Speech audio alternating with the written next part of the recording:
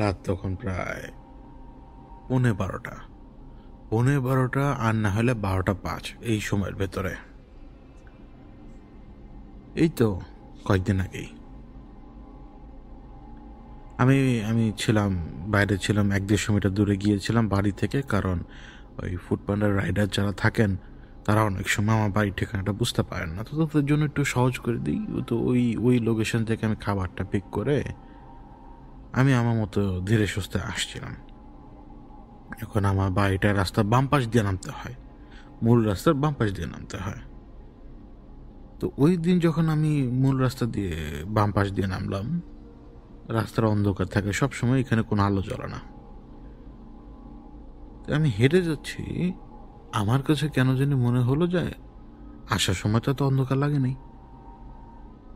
তারপর আমি যাচ্ছি, তো আমি ডান দিকে ঘুরলাম। আমার বাসা এই ডান দিকের মোড়ে, মানে বাম দিকে নামার পরে কিছু দূর হাঁটা পর আবার ডান দিকে একটা মোড়, তো এদিক গিয়ে আমার বাড়ি।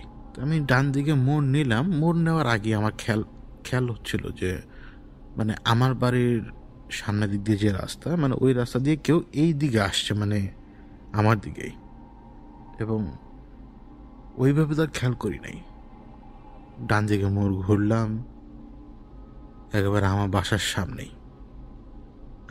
সামনে সে দাঁড়ানো। আনুমানিক হাইট 6 ফিট, 6.5 ফিট বা 7 ফিটও। এবং মানুষ আর অমানুষকে এটা বুঝতে আমার সময় লাগে না। তা আমার হাতে খাবার, কিন্তু আমি যাকে দেখছি আমার চোখের সামনে, এ হচ্ছে 6-7 ফিট লম্বা। এই শরীরে যা আছে সব ছালা, মানে পাটের যে বস্তাগুলো হয় বা ওই টাইপের জিনিস দিয়ে শরীরটা ঢাকা, কিন্তু এই পাটের যে বস্তা হোক বা শরীর তো না, আসলে অঙ্গভঙ্গি যেটাই হোক, আকৃতি যেটাই হোক, সমস্ত কিছু পাটের বস্তা হলেও মনে হচ্ছে যেন আলকাতটা দিয়ে মাখা সব, এই অন্ধকারেও। মানে এতটা অন্ধকার না যে আমার বাড়ির গেটের আলোটা নিচ দিয়ে ঠিকই আসছে। ও এতখানি লম্বা, ওর এক হাতে, মানে ওর ডান হাতে একটা রঙের ডিব্বা যেরকম হয় না, একটু বড় রঙের ডিব্বা যেটা ক্যারি করা যায় হাতে, বালতির মতো যেগুলো, এটা দেখে মনে হলো যে আলকাতটা দিয়ে ভরা, অথবা অনেক দিনের পুরাতন, আল্লাহ জানে কত দিনের। মানে আমি জানি না ওইটা টিনের নাকি প্লাস্টিকের, আমি জানি না ওটা কি, এরকম বালতি টাইপের। এবং ওইটা যে অনেক দিনের পুরনো, এবং এটার ভিতরে অনেক কিছু যে পুরে পুরে পুরে পুরে বা লেগে থেকে যে একবারে মানে এবড়ো থেবড়ো অবস্থা, সেটা স্পষ্ট দেখতে পাচ্ছি আমি। আর অপর হাতে ছন আছে না, ছনের তৈরি ঝাড়ু। ওই দেখে থাকবেন এই ধরনের ঝাড়ু আপনারা সবাই, এটাতে ঝাড়ু দেওয়া যায় আবার যায়ও না। এখন ওই রঙের ডিব্বার মতো যেটা, সেটা থেকে ধোঁয়া উঠছে, ধোঁয়া। এবং এই ধোঁয়াটা সে আমার বাড়ির দিকে মারলো কিভাবে, ওই ডান হাতে সে ওই বালতির মতো জায়গাটা, মানে বালতিটা উঁচু করে ধরেছে, ধোঁয়াটা বের হচ্ছে, এবং সে ওই ছনের ঝাড়ু দিয়ে বাতাসটাকে আমার বাড়ির দিকে পাঠিয়ে দিচ্ছে। আমি চুপচাপ এদিকে তাকানো, আমি তাকানো দেখে সে থেমে গেছে, এবং সে বুঝতে পারলো যে আমি তাকে দেখে ফেলেছি। এই মোমেন্টটা ছিল একটু অন্যরকম। মানে এই মোমেন্টে সে যখন রিয়ালাইজ করলো যে আমি তাকে দেখতে পাচ্ছি, আর আমার ভিতরে কোনো ভয় নাই, কোনো কিচ্ছু নাই, এবং সে আমার ইন্টেনশন এক মুহূর্তের মধ্যে বুঝে গিয়েছে, কারণ তখন আমি এটাকে আবার থ্রেট হিসেবে নিব। তা আমি থ্রেট হিসেবেই নিয়েছি। অতক্ষণে আমার হাত থেকে মানে খাবারটা আমি নিচে ফেলে দিয়েছি। তো সে যখন এটা বুঝতে পারলো, সে ওই ঝাড়ুটাকে সে নিজের মানে হাতের এমন, মানে সে আকৃতি তো একটা আর কি, মানে হাত বলছে আর কি, সে ওইটাকে নিজের পেছনের সাইডে লুকিয়ে ফেললো, এবং ধীরে ধীরে বালতিটাও পেছনের সাইডে লুকিয়ে ফেললো। তো আমি তো তাকে দেখে চিনতে পারলাম এই কারণে যে আমি একে গত বছরও দেখেছি, এর আগেও আমি দেখেছি, কিন্তু আমার বাসার সামনে প্রথমবার।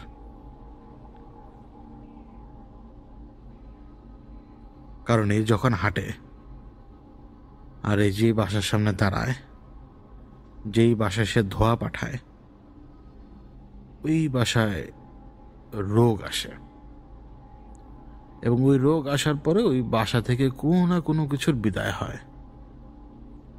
সর্বোচ্চ পর্যায়ে গেলে মানুষও বিদায় হয়, এবং আমি একে দেখেছি, আগে পরে কয়েকবার দেখেছি, আমি বললাম না। তো যখন আমি দেখলাম যে সে ধোঁয়াটা দিয়েছে, ধোঁয়াটা তো আমার বাড়ির ভিতর ঢুকলো পর্যন্ত আমি দেখলাম। ওই ওই অত শর্ট টাইমে মানুষ এত বেশি চিন্তা করতে পারে, এই জন্য আমি চিন্তা করতে পারিনি।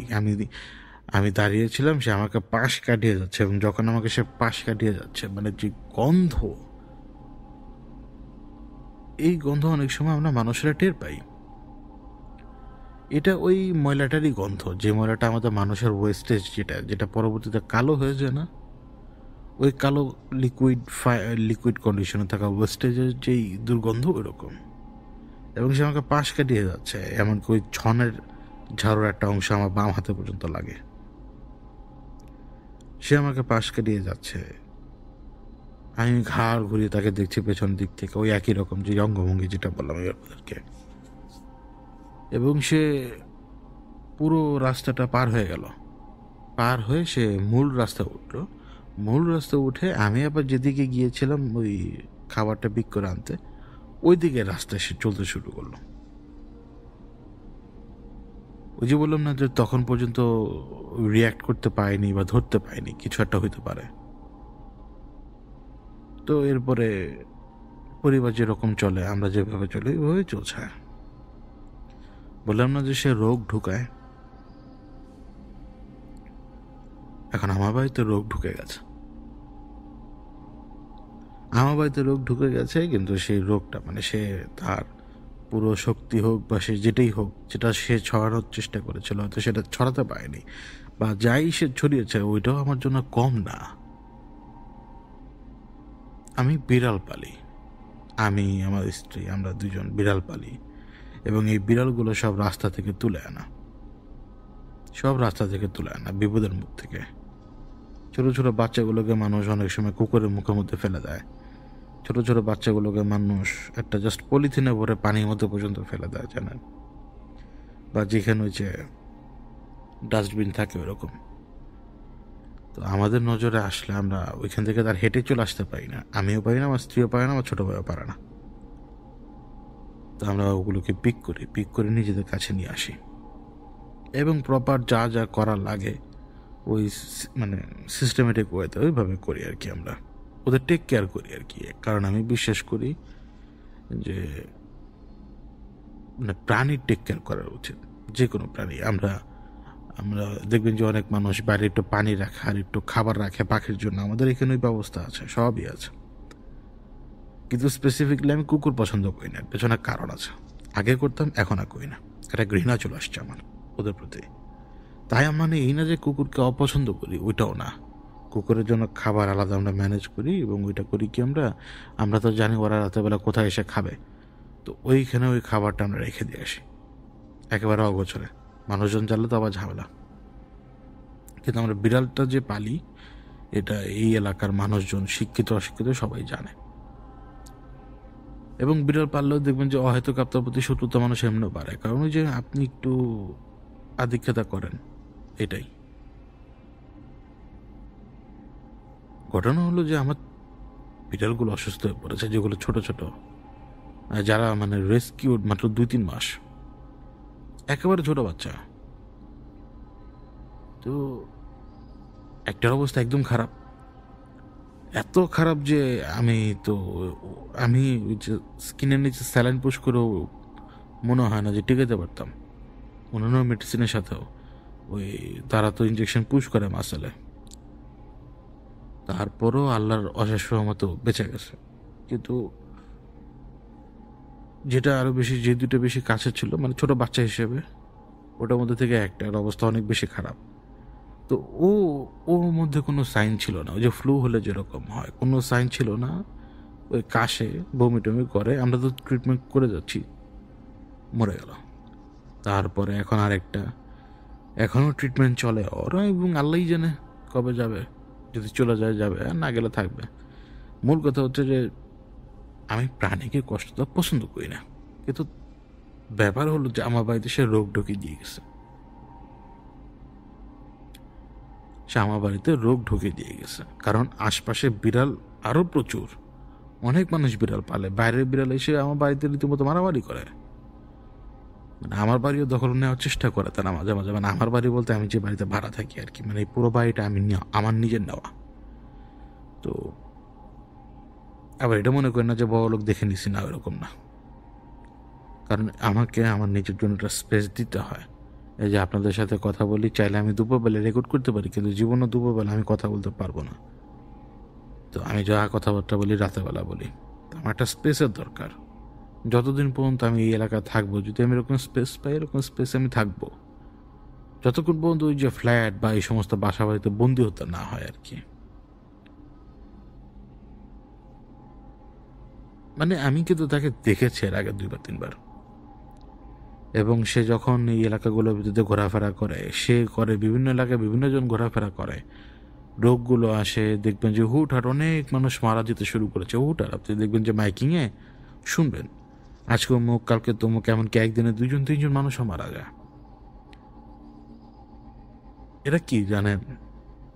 এরা সেই আদিকাল থেকে ভ্রমণ করতে থাকা সেই সমস্ত জীব যাদের মূল কাজ হচ্ছে রোগ ছড়ানো। হাইসেন না, সায়েন্সের উদ্ধার করার জন্য এই কথাটা বলছি না আমি, যে মানে সায়েন্স এসে উদ্ধার করবে সেটা না। রোগ এরা অনেক আগে থেকে ছড়াতো। আমাদের রাসূল এদেরকে কত দেখাচ্ছেন যে এরা বিভিন্ন রকমের রূপে আমাদের সাহাবাদের আশপাশে আসার চেষ্টা করতো রোগ ছড়ানোর জন্য। তো এরা সে আগে থেকে ছিল, এখনো আছে, এবং আপনি এদেরকে এলিমিনেট করতে যাবেন, এলিমিনেট করবেন কি? যেমন এই যে আমি দাঁড়িয়ে আছি, সে বুঝতে পারলো আমি তাকে দেখতে পাচ্ছি, এই জন্য সে চলে গেছে। মানে সে আইসাব তাকে কামড় দিবে, বাইট দিবে, এরকম না। এর কাজই এটা, এর কাজই এটা। এর কাজ হচ্ছে রোগ ছড়ানো। অনেক সময় এদেরকে দিয়েও জাদু করা হয়, তাবিজ করা হয়, তোমার করা হয়। তো সেইখানে ওরা পৌঁছে যে লোকজনকে মানে রোগে আক্রান্ত করে দেয়। মানে অস্বাভাবিকভাবে মানুষ বিভিন্ন রকমের ইনফেকশন এইটা সেটা ভুগতে শুরু করে হঠাৎ করে। তার মানে এই না যে সেটা আবার যে শারীরিক কন্ডিশন না, তা না। মানে শারীরিক কন্ডিশনের বাইরেও যে জাদু বা তাবিজ তোমার এগুলো কথা আর কি বললাম।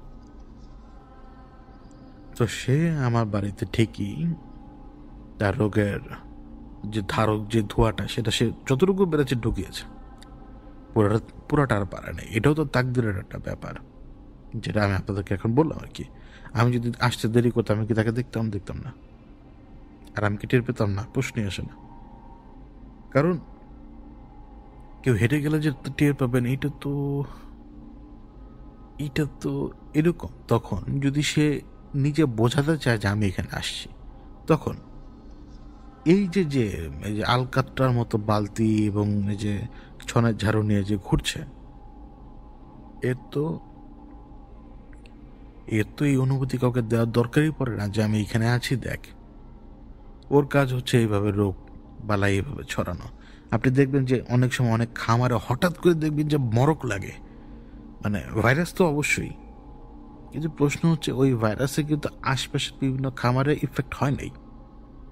ঠিক আছে, যখন মাস স্কেলে ভাইরাস অ্যাটাক করে বিভিন্ন জায়গায়, ভাইরাস তো এয়ার বর্ন হয় অনেক সময়।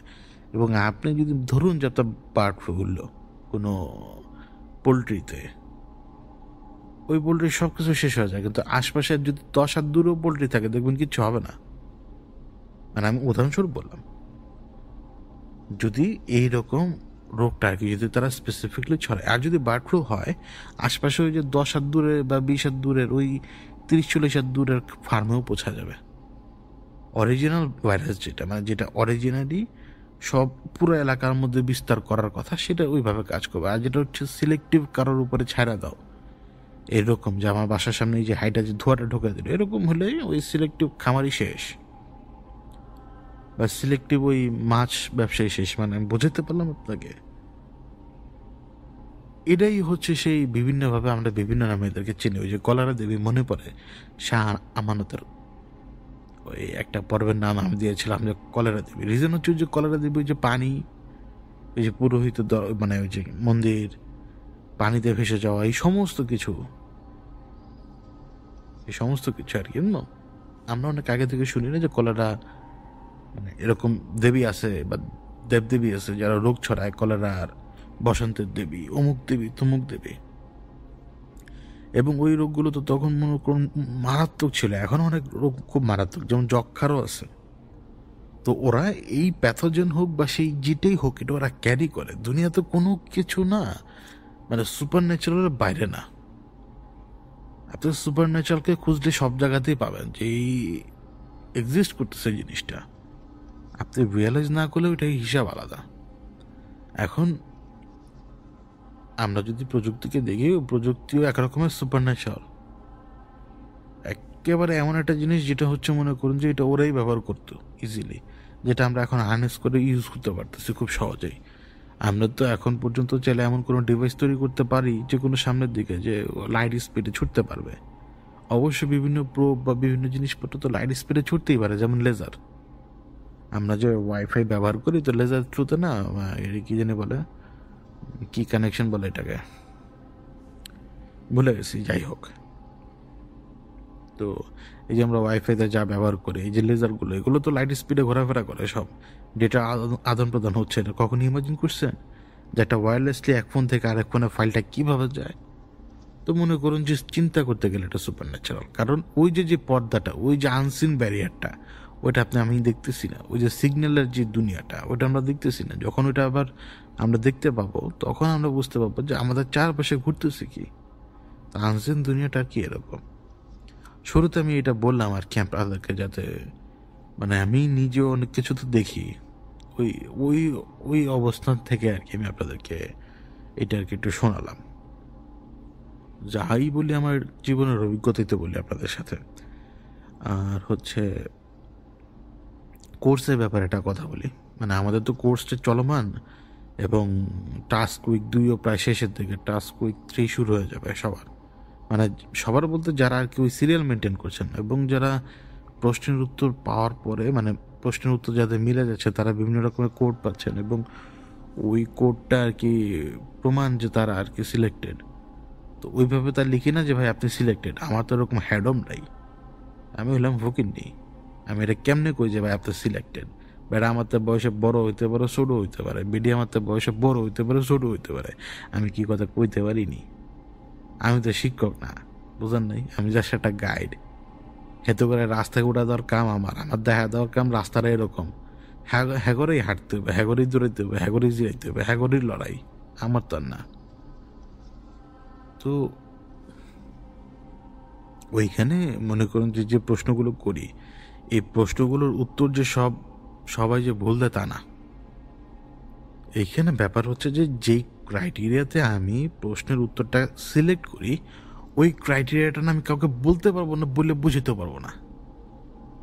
মানে আমি মানুষ খুঁজি যে সেইটার জন্য কেপেবল কিনা।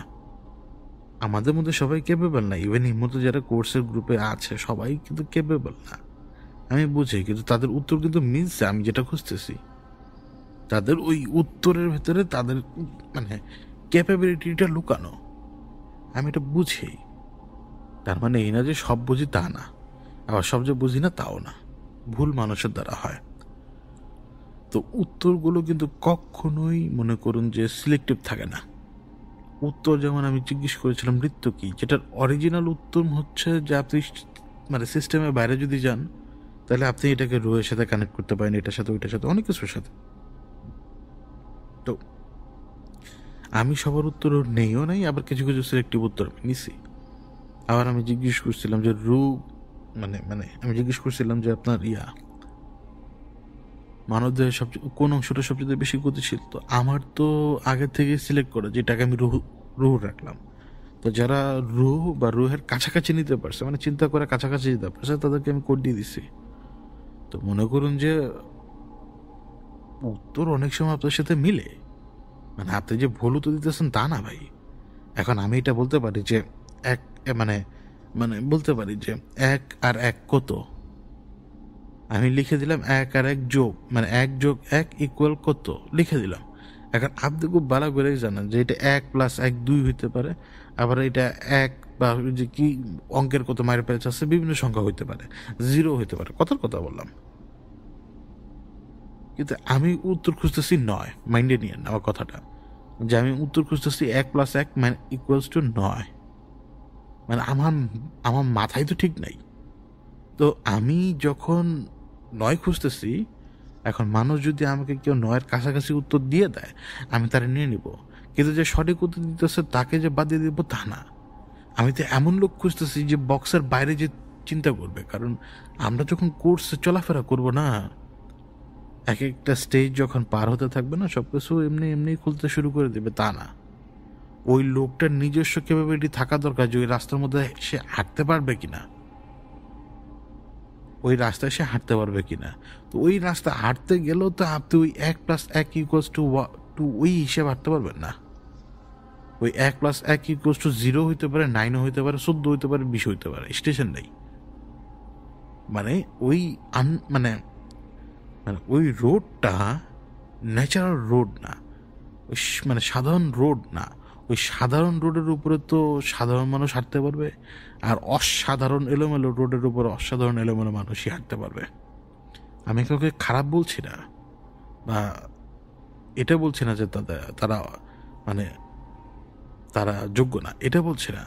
মানে আমি আপনাকে বোঝাচ্ছি যে এই রোডটা এলোমেলো রোড, এবং এই রোডে হাঁটতে গেলে এক্সপার্ট হওয়া লাগবে। তো এই এক্সপার্ট হওয়ার ক্যাপাবিলিটি আপনার উত্তরের ভেতরে আছে কিনা ওইটা আমি খুঁজতেছি। বিশ্বাস করেন। আরেকটা উদাহরণ দিই, যেমন লাস্ট প্রশ্ন ছিল যে মানব দেহের মানে মানে মাটিতে অবস্থানকালে কোন সময় ছায়া পড়ে না, ঠিক আছে? তো মনে করেন যে এটা কিন্তু 3টা উত্তর হয়: অন্ধকার, তারপরে হচ্ছে কবর, তারপরে হচ্ছে ওই যে আলো ছায়ার সামথিং কিছু একটা খেলা। ওটা কিন্তু সঠিক উত্তর, বিশ্বাস করেন। কিন্তু এই সঠিক উত্তর খোঁজার জন্য আমি প্রশ্নটা দেই নাই, মানে এখানে চিন্তাটাই থাকবে আউট অফ দ্য বক্স। 2-3 জন বান্দা তো একেবারে টু দ্য পয়েন্টে উত্তর দিতে পারছে ভাই, 1 সেকেন্ডে ওরা ওনাদের যে উত্তরটা পড়লাম, আর তারা টু দ্য পয়েন্টে উল্টা দিকেই ঘুরছে। আর 2 জন তো একেবারে জেনুইন 2টা শব্দই জাস্ট বলছে, মানে ওনারা মানে ভাইয়ের নাম মনে পড়তেছে না আমার, তো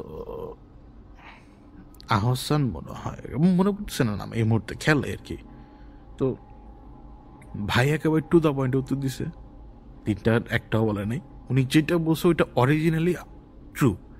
আমি কিন্তু বারবার বলছিলাম পোস্টে যে 3টা উত্তর হয়, ওই 3টা উত্তর হয় দেখেই কিন্তু পসিবিলিটি 3টা উত্তর হয় কি, আমি এই জন্যই লিখছি যে 3টা উত্তর আপনারা যেটা দেবেন ওটা আমি আন্দাজ করিয়ে রাখছি যে আপনারা এটা উত্তর দেবেন। আমি এটা খুঁজতেছি না, আমি অন্য কিছু খুঁজতেছি।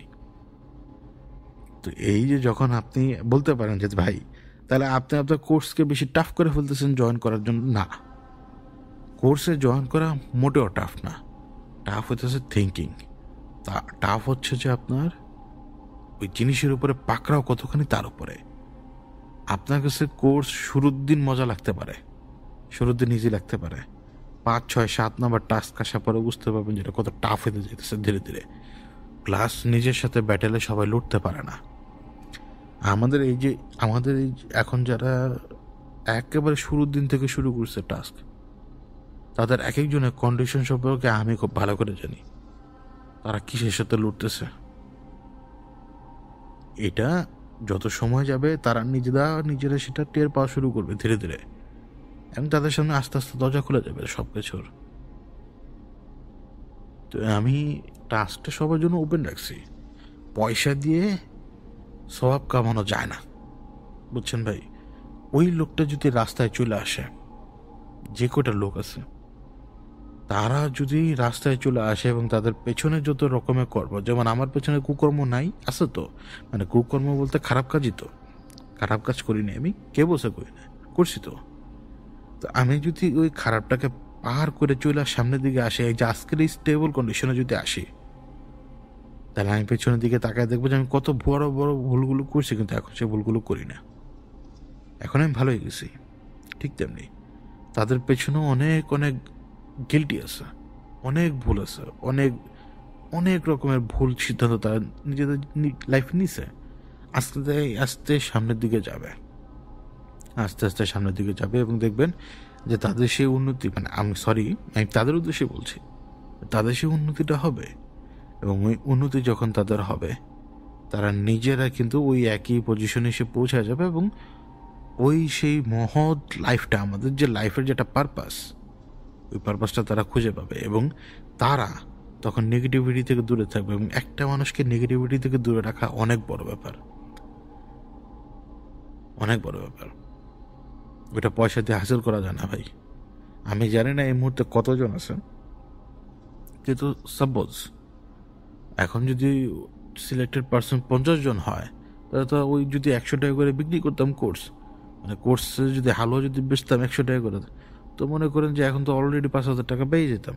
কিন্তু ওই 100 টাকার ধান্দা যদি ফালা যেতাম ভাই, 1,000 মানুষ তো আমি পাইতামই। পয়সা দিয়ে আমারে কিনতে পারবেন না, লাখ লাখ টাকা ঢাললেও কিনতে পারবেন না। আমি এই জিনিসটাই কেমন জানি, আমি নিজেও জানি না, বুঝলেন? তো 2 পয়সার লেগে অনেক বেশি কষ্ট করবো, এটাও সত্যি কথা, কিন্তু আপনার লাখ লাখ টাকা আমার সামনে দিয়ে দেবেন, আমি এটা ধরবো না। বললাম না কি জিনিস আমি নিজেও জানি না। তো এই আর কি কোর্সের ব্যাপারটা শেয়ার করলাম। শরীর ঠিক হয় না এখনো। তো ছোট একটা কথা বলি, এটা তো পডকাস্টের পার্ট, তাই না? পডকাস্টের পার্টে তো আমরা যা মন চায় তা বলতে পারি। আজকে কিন্তু একটা অভিজ্ঞতা দিয়ে শুরু করলাম, কিন্তু উল্টাভাবে। অভিজ্ঞতা আছে সামনে, বলবো, মানে পডকাস্টে আপনাদের সাথে যে কোনো কথা বলা যায়, কিন্তু একটা ব্যাপার নিয়ে একটু কথা বলি, বিবাহ নিয়ে। বিবাহ, 100 বিয়ে করার খায়েশ, বা 60টা বিয়ে করার খায়েশ, বা 10টা বউ রাখার খায়েশ, এগুলো নিয়ে একটু কথা বলবো। আমি যে কথাটা বলবো এটা একটা গল্প। এখন যে গল্পটা বলবো এটা খুব ঠান্ডা মাথায় শুনেন। গল্পের চরিত্রের নাম মুক্তার। এখন সময়টা হচ্ছে 2050 সাল, এখন 2025 চলতেছে না, আজকে থেকে 25 বছর সামনের একটা গল্প আমি আপনাকে বলতেছি। কাশি আসতে আসতে অনেক, এক সেকেন্ড। তো গল্প বলি আবার। 2050 সালের জানুয়ারির 1 তারিখ, ওই দিন মুক্তার বিয়ে করছে। এবং মুক্তার বিয়েতে দেনমোহর রাখছে 5,000 টাকা। এবং 2050 সালের ওই বছরে ধরে নিলাম সপ্তাহ ছিল 52টা, কোনো কোনো সময় তো 5টা তো হয়, তো 4-12-48, এবং কোনো কোনো সময় তো ধরে নিলাম 52টা বা 51টা সপ্তাহ ছিল। আচ্ছা, ধরলাম 50 সপ্তাহ ছিল। 2050 সালের ওই বছরে 50টা সপ্তাহ ছিল, এবং প্রথম সপ্তাহের প্রথম দিন মুক্তার বিয়ে করলো 5,000 টাকা মোহরণে একটা নারীকে। এবং সে, আমি কোনো নিয়ম নীতি ধার দেখতেছি, এটা গল্প বলতেছি, এবং সে ওই নারীকে ডিভোর্স দিয়ে দিল 7 দিন পরে। সে দ্বিতীয় বিয়ে করলো ওই 7 দিন পার করার পরে দ্বিতীয় সপ্তাহ শুরুর দিন, এবং একইভাবে সে ওই নারীকে ডিভোর্স দিয়ে দিল ওই সপ্তাহের শেষ দিন। তো তৃতীয় সপ্তাহের শুরুর দিন সে আরেক নারীকে বিয়ে করলো, এবং তৃতীয় সপ্তাহের শেষ দিন সে ওই নারীকে ডিভোর্স দিল। চতুর্থ সপ্তাহের প্রথম দিন সে সেই নারীকে বিয়ে করলো, এবং চতুর্থ সপ্তাহের শেষ দিন সেই নারীকে সে ডিভোর্স দিল। এবার আসেন আপনি, 1 মাসে সে মুক্তার কয়টা বিয়ে করলো? 1 মাসে মুক্তার কিন্তু 4টা বিয়ে করছে। প্রত্যেকটা স্থায়িত্ব হচ্ছে 5,000 টাকা করে দেনমোহর, মানে টোটালি 20,000 টাকা তার খরচ হয়ে গেল 1 মাসে 4 স্ত্রীর পিছনে দেনমোহর মোতাবেক, এবং সে 4টা স্ত্রী পেয়ে গেছে। এই কাজ মুক্তার পরবর্তী সপ্তাহগুলোতে সে জারি রাখলো। 5ম সপ্তাহ, 6ষ্ঠ সপ্তাহ, 7ম, 8ম, 9ম, 10ম, এভাবে করতে করতে সে প্রত্যেক সপ্তাহের শুরুর দিন এক নারীকে বিয়ে করে, এবং শেষ দিন সে তাকে ডিভোর্স দেয়। এইবার আসেন, মুক্তার ওই 1 বছরে, 2050 সালের ওই 1 বছরে মুক্তারের বিবাহ হইল কয়টা? 50টা। মুক্তারের ডিভোর্স হইল কয়টা? 50টা। এবং 50টা ডিভোর্স এবং 50টা বিয়ে, মানে 50 বার বিয়ের পরে 50 বার ডিভোর্স। এখানে বিয়ে কিন্তু একদম সঠিকভাবে হয়ে গেছে। বিয়ের যে রীতিনীতি সমস্ত কিছু সব ঠিকঠাক, দেনমোহর 5,000 টাকা সব ওকে, এমনকি হালালভাবেও তালাক হয়ে গেছে। আমি ইদ্যুৎ বা ওই সমস্ত ব্যাপার ঢুকাইতেছি না, জাস্ট এটা একটা গল্প। মানে এখানে হালালকে নিয়ে গল্প বলতেছি আমি আপনাদেরকে। এইবার আসেন, এইবার কিন্তু একটু ডার্ক হবে। লজ্জা লাগলে ইয়ারফোনটা ফালাই দিন, শুনেন না। আমি তো জানি শুনবেন, শরম করে না শুনতে, ঘিন লাগে না, শুনেন। এইবার সে প্রথম স্ত্রী থেকে শুরু করে 50তম স্ত্রী এক হিসেবে সে 1 বছরে 50টা নারীর দেহের কাছাকাছি সে যেতে পারছে, এবং 50টা নারীর দেহের সাথে তার মিলমিশ হয়ে গেছে, যেটাকে বলে সেক্সুয়াল কন্ট্যাক্ট। তো এই 50টা নারীর সাথে সে যখন মেলামেশা করবে, এই 50টা নারীর ভিতরে 50 জনই কিন্তু সেম না, এক একজন এক এক রকম। সেখান থেকে কিন্তু তার এসটিডি ফর্ম হয়ে যেতে পারে, অথবা তার প্রোস্টেট ক্যান্সারও দেখা দিতে পারে, বিভিন্ন ঘটনা তার সাথে ঘটতে পারে। এই জন্য কিন্তু মুক্তার 2051 সালের প্রথম সপ্তাহে কিন্তু আর বিয়ে করা নাই, অতদিনও অসুস্থ হয়ে পড়ছে। ঠিক আছে, মুক্তার অসুস্থ যেমন হয়ে পড়ছে, ঠিক মুক্তারের এই কর্মকাণ্ড মানুষের কাছে প্রকাশ পেয়ে গেছে, এবং এই কর্মকাণ্ড মুক্তারকে না মানুষের চোখে এমনভাবে প্রেজেন্ট করলো যে মুক্তার মূলত একজন নারী লোভী, নারী দেহের লোভী। সে সঠিক পথকে ব্যবহার করলো একেবারে মানে যথেষ্ট খারাপভাবে। যেটা হালাল সেটাকে এমনভাবে সে দুর্ব্যবহার করলো যে সেইভাবে সে দুর্ব্যবহার করে সে 50 নারীকে সে বিয়ে করে 50 নারীকে সে তালাকও দিল। সে সংসার গড়ে ভাঙছে, সব কিছুই সে শরিয়া মোতাবেকই করলো। এখন শরিয়া মোতাবেক এই কাজ সঠিক হইল, এটা কি সঠিক? এটা তো সঠিক না। আলেম থেকে শুরু করে একটা ছোট চাপরাশিও চিন্তা করবে যে এটা তো একেবারে মানে তার মূল ইচ্ছাটাই হচ্ছে নারী দেহকে কাছে পাওয়া। এখন তো সে চাইলে জেনা করতে পারবে না, তো সেটাকে বৈধ করে নিচ্ছে, সমাজকে দেখাচ্ছে। এখন 7 দিন সে জেনা করতে গেলে হয়তো তার খরচ হয়ে যেতে পারে, ঠান্ডা মাথায় শুনুন আমার কথা, 7 দিন যদি সে জেনা করে তাহলে হয়তো তার খরচ হয়ে যেতে পারে, পার ডে সে যদি জেনার পিছনে 2,000 টাকা খরচ করে, তো 7 দিনে সেটা 14,000 টাকা। এখন একজন নারীকে যদি সে পেয়ে যায় 5,000 টাকায়, সে নতুন একটা নারীকে পেয়ে যাচ্ছে, বিয়ে করলো, জেনা আর হচ্ছে না, বিয়ে করলো, জেনা যেহেতু হচ্ছে না, ওই সপ্তাহটা সে ওই নারীর সাথে কাটালো, 5,000 টাকা তাকে দেনমোহর দিয়ে দিল, আর ওই সপ্তাহের পিছনে তার পিছনে পার ডে 500 টাকা করে সে খরচ করলো, 8,000 টাকা। তাহলে তার বেশার পিছনে যে আর 10, 15, 14-15 হাজার টাকা তাকে খরচ করতে হয় না, লুকাও কোনো কিছু করতে হয় নাই, সমাজের সামনে আরামসে মানে নিজের বিবাহিত স্ত্রীকে নিয়ে আসলো, ব্যাস। এই সিস্টেমে কিন্তু সমাজ তাকায়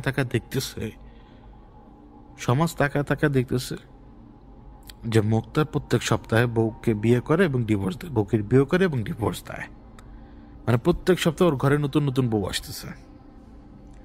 সমাজের এক পক্ষ এটা অপছন্দ করা শুরু করবে ইমিডিয়েটলি।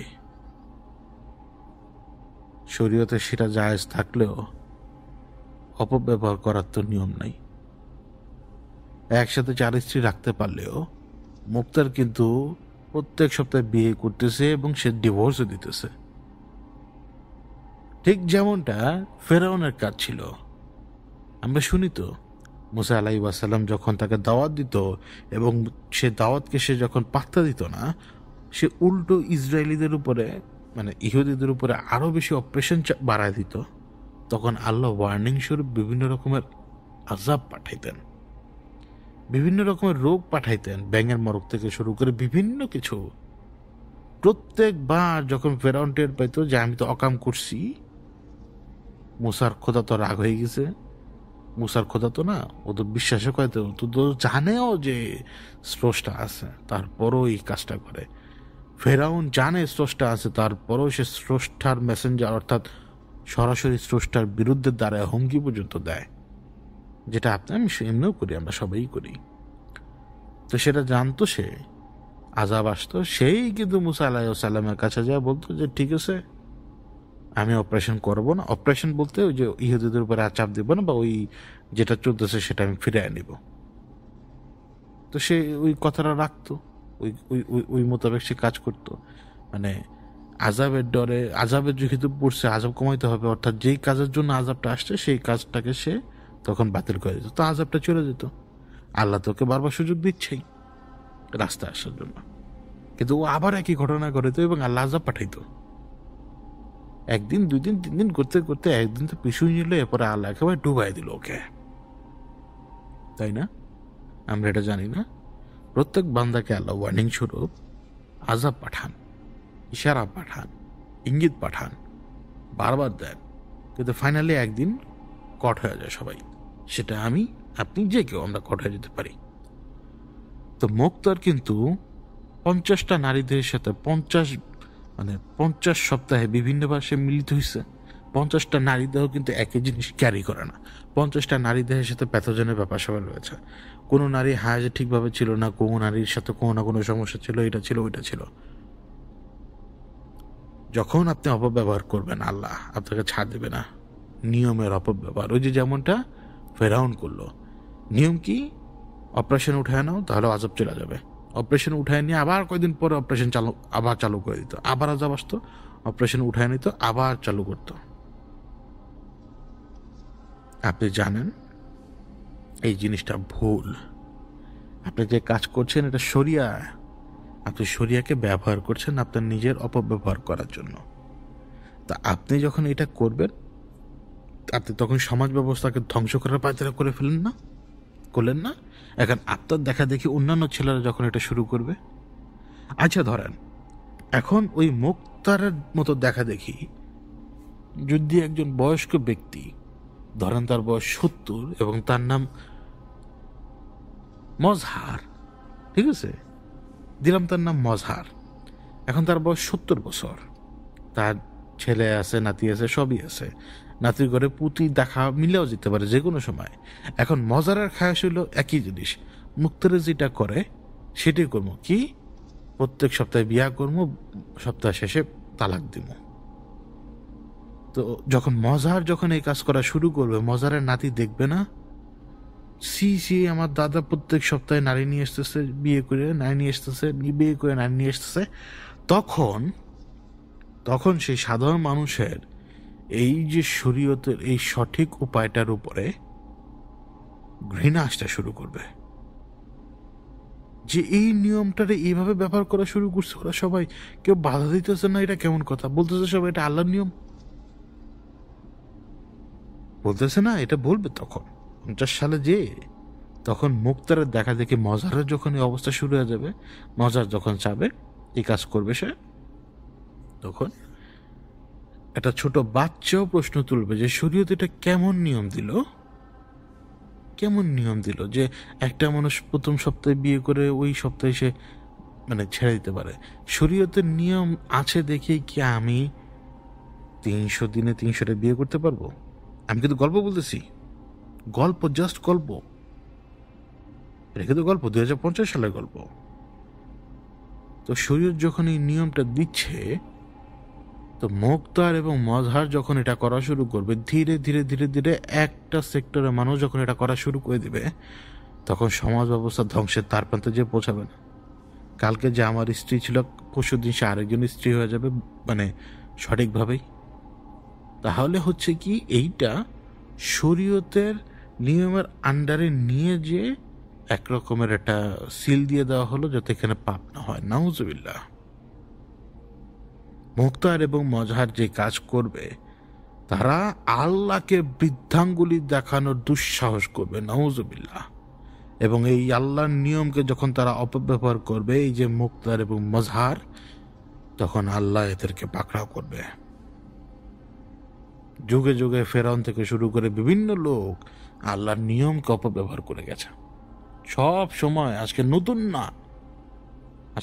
না।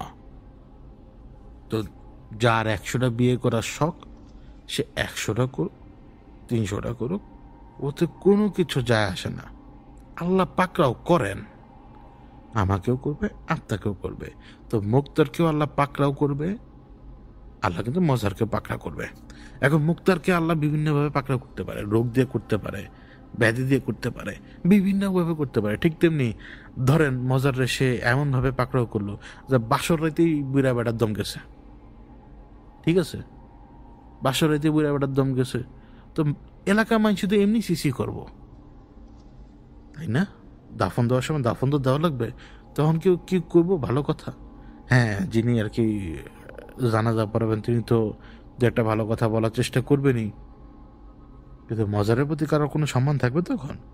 মুক্তারের প্রতি কখন কারোর কোনো সম্মান থাকবে? থাকবে না।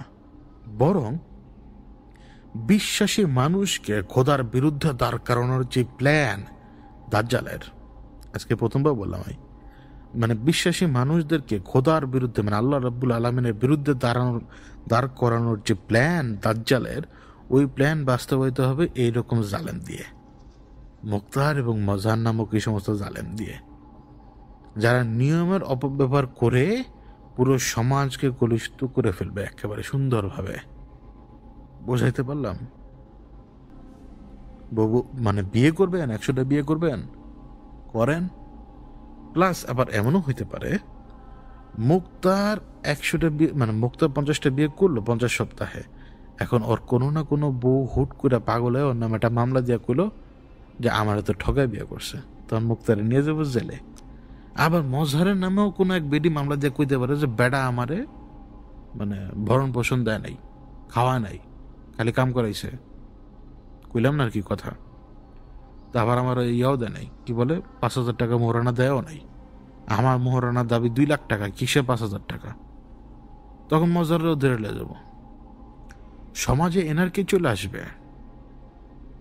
ইসলামের শাসন ব্যবস্থা এত পরিষ্কার, কিন্তু সেইটাকে যখন অপব্যবহার করবে না, যুগে যুগে অনেক জানোয়ার করে গেছে, তখন এনার্কি চলে আসছে। সেখানে এনার্কি চলে আসছে। আল্লাহ সব সময় ইনসাফ এবং বেইনসাফের কথা বলে গেছে। বান্দাকে ইনসাফ করতে বলছেন আল্লাহ, এটা কখনই ইনসাফ না। এইটা পুরো সমাজকে দেখানো যে অপব্যবহার কিভাবে করতে হয়, ত্যাগ নিয়মের মধ্যে থেকে। এটা সহজ, এটা জায়েজ, তার মানে এটা যে সবসময়ের জন্য জায়েজ, এবং আপনি এই সবসময়ের জন্য জায়েজ ব্যাপারটাকে আপনি যে হাতিয়ার স্বরূপ অপব্যবহার করবেন, এটার জন্য সাফার আপনি হবেনি। আপনার পাপের দায়ভার আপনিই রক্ষা করবেন, অন্য কেউ করবে না কখনোই। এখন আমার কথা হইতেছে যে মুক্তার কি এই ঘটনা ঘটাবে? ব্যাপারটা আর কি এরকম। বা মজহার কি এই ঘটনা ঘটাবে? ব্যাপারটা আর কি এরকম। তো বিয়ের কথাটা বললাম, ওটা কিন্তু গল্প। আবার কাট সাট করে কয়ে দিয়ে না যে আমি আল্লাহর বিরুদ্ধে কথা কইছি। খবরদার, আমি আল্লাহ ছাড়া কিচ্ছু বুঝি না, একেবারে খবর কইলাম কয়ে দিলাম একেবারে। আমি কিন্তু গল্প কইছি, মুক্তারের গল্প, যে প্রত্যেক সপ্তাহে বিয়ে করছে প্রথম দিন এবং শেষের দিন তালাক মারছে।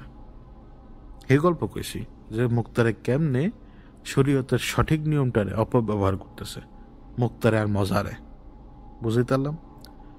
তো এটা মুক্তার আর মজারের গল্প, তাও 2050 সালের কথা কইতেছি, 2025 না, মাথায় রেখে দিয়েন। তো এটা সেফ একটা গল্প আর কিছুই না। যার বোঝায় সে বুঝে লইল, আর আপনি না বুঝলে আলো ভালো ভাই, আপনি তো আরো অনেক ভালো মানুষ, বুঝছেন? মানে বুঝেন নাই দেখে আপনি অনেক ভালো মানুষ, আর যে বুঝছে আর খারাপ মানুষ কয়ে দিলাম। মানে আমিও খারাপ, আপনিও খারাপ, আমরা সবাই খারাপ, আমিও খারাপ। তো এটা তো একটা গেল ব্যাপার।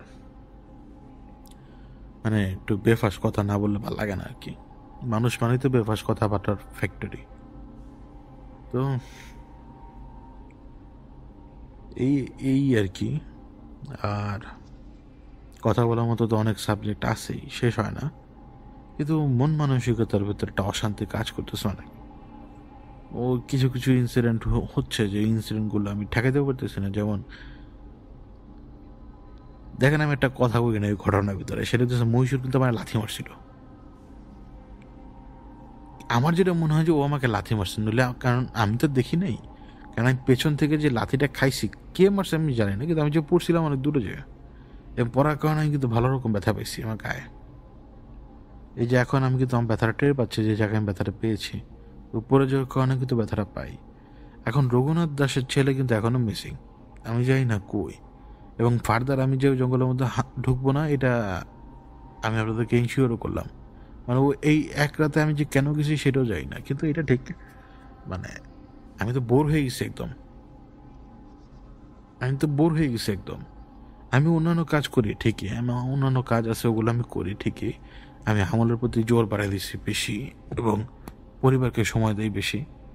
আর যত কথাবার্তা বলি আপনাদের সাথে রাতে কথাবার্তা বলি, আর আমি মোবাইলের কাছে থাকেই তো না, বললাম না মোবাইলের প্রতি অত ইয়া নেই আমার। তো আছে অনেক চাপে, বিশেষ করে আল্লাহ সব ঠিক করে দিবেন এটা আমার বিশ্বাস। এবং আমার ব্যক্তিগত জীবনে অক্টোবর, নভেম্বর, ডিসেম্বর সবসময় ক্রাইসিসে ভরপুর থাকে।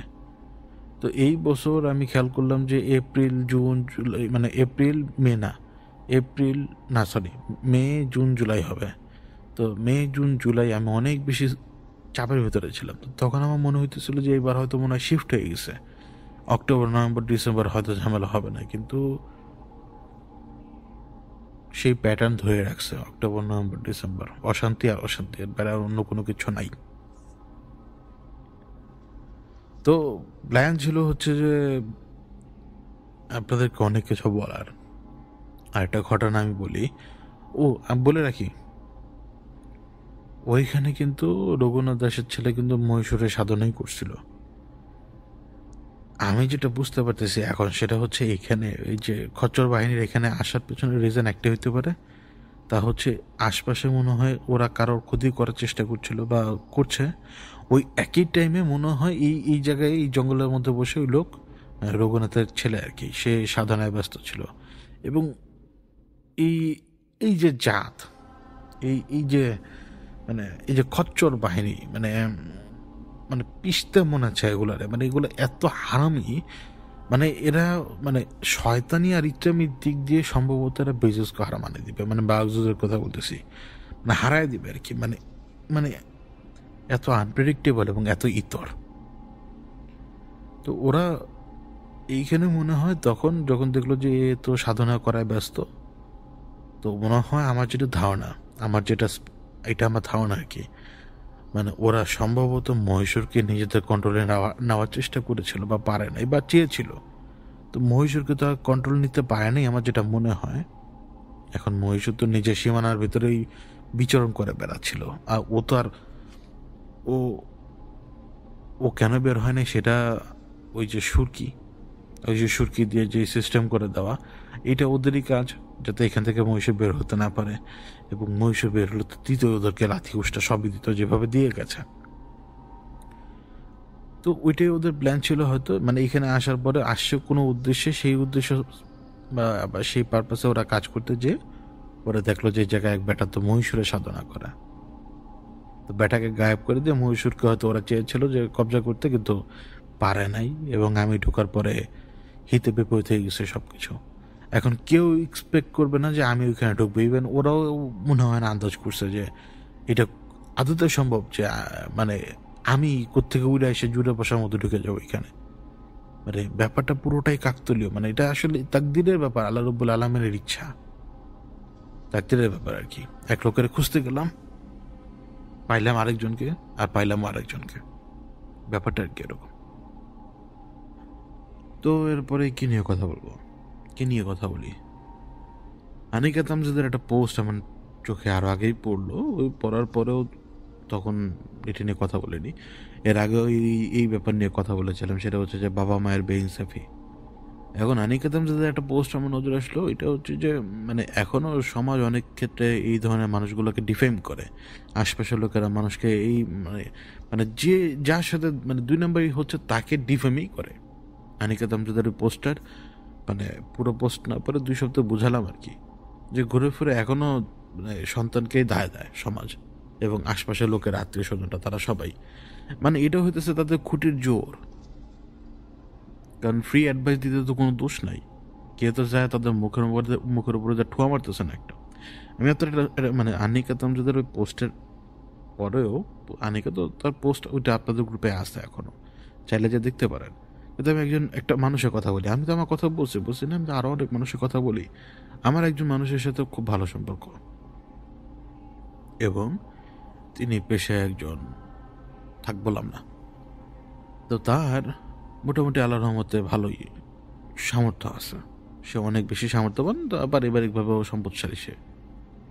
এখন পুরো পরিবারটা না মানে তার ওই পরিবারটা, তার মা, তার ভাই বা যাই রয়েছে তার, এটাকে সে সামাল দিয়ে যাচ্ছে।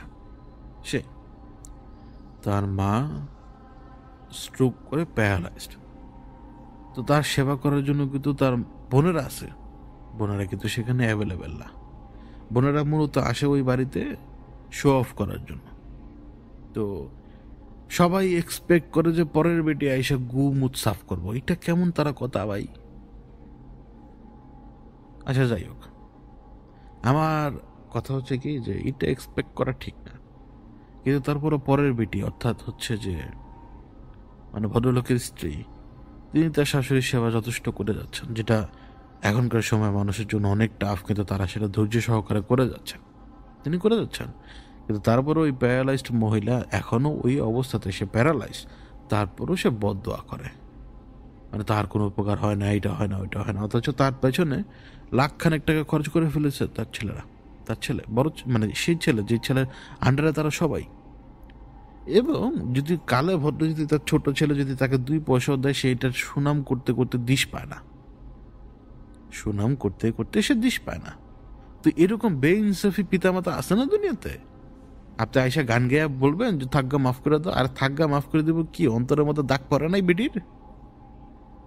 ব্যাটার দাগ পড়ে নাই, পোলার দাগ পড়ে নাই অন্তরে? আরে ভাই, আমার অন্তরে দাগে ভরা।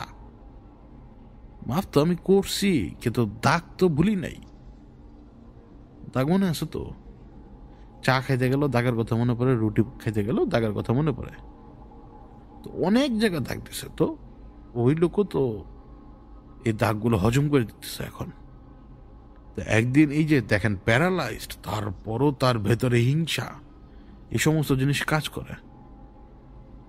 আনিকা একা না, আনিকার মতো হাজারো লোক আছে যাদেরকে এরকম ডিফেম করার জন্য মানুষজন বসে আছে, যে আনিকারাই খারাপ, আমিই খারাপ, ওই লোকেরা খারাপ, আপনিই খারাপ, বাকি সবাই ভালো। এবং যে আপনাকে বদদোয়া করে, যার জন্য আপনি সবকিছু করার পরও তার কাছ থেকে কৃতজ্ঞতা তো দূরের কথা, তার ছিলই পান, সে তার ছিল করেই যেতে থাকবে। আবার যদি কেউ আমার জ্ঞান ঠেন দিতে আইসেন না, পিতা মাতা, মানে পিতা মাতাকে কিছু বলা যাবে না। কে কইছে? ওই মিয়া, কে কইছে? আচ্ছা ঠিক আছে, যান একটু লজিক্যালি কথা বলি। আপনার বাপ যদি বেশ্যারে ঘরে এনে উঠায়, আপনি বসে থাকবেন নি চুপচাপ? না, আপনার বেটা না, রক্ত গরম হইতো না? আপনার বাপে যদি পাশের রুমে বেশ্যাকে নিয়ে যদি ইন্টিমেট হয়, মজা লাগবো? আপনি তো উঠতে জায়গা কোমরের উপরে লাগতে পারবেন। শালা তুই কে রে? এত বড় সাহস, কে তুই? তখন কিন্তু বাপের হিসাব আসবে না, আসবে? এই এক্সাক্ট কাজ যদি মায় করে, তখন একই ঘটনা তো, তাই না? মানে আপনি কি তখন তাদেরকে পূজা করবেন?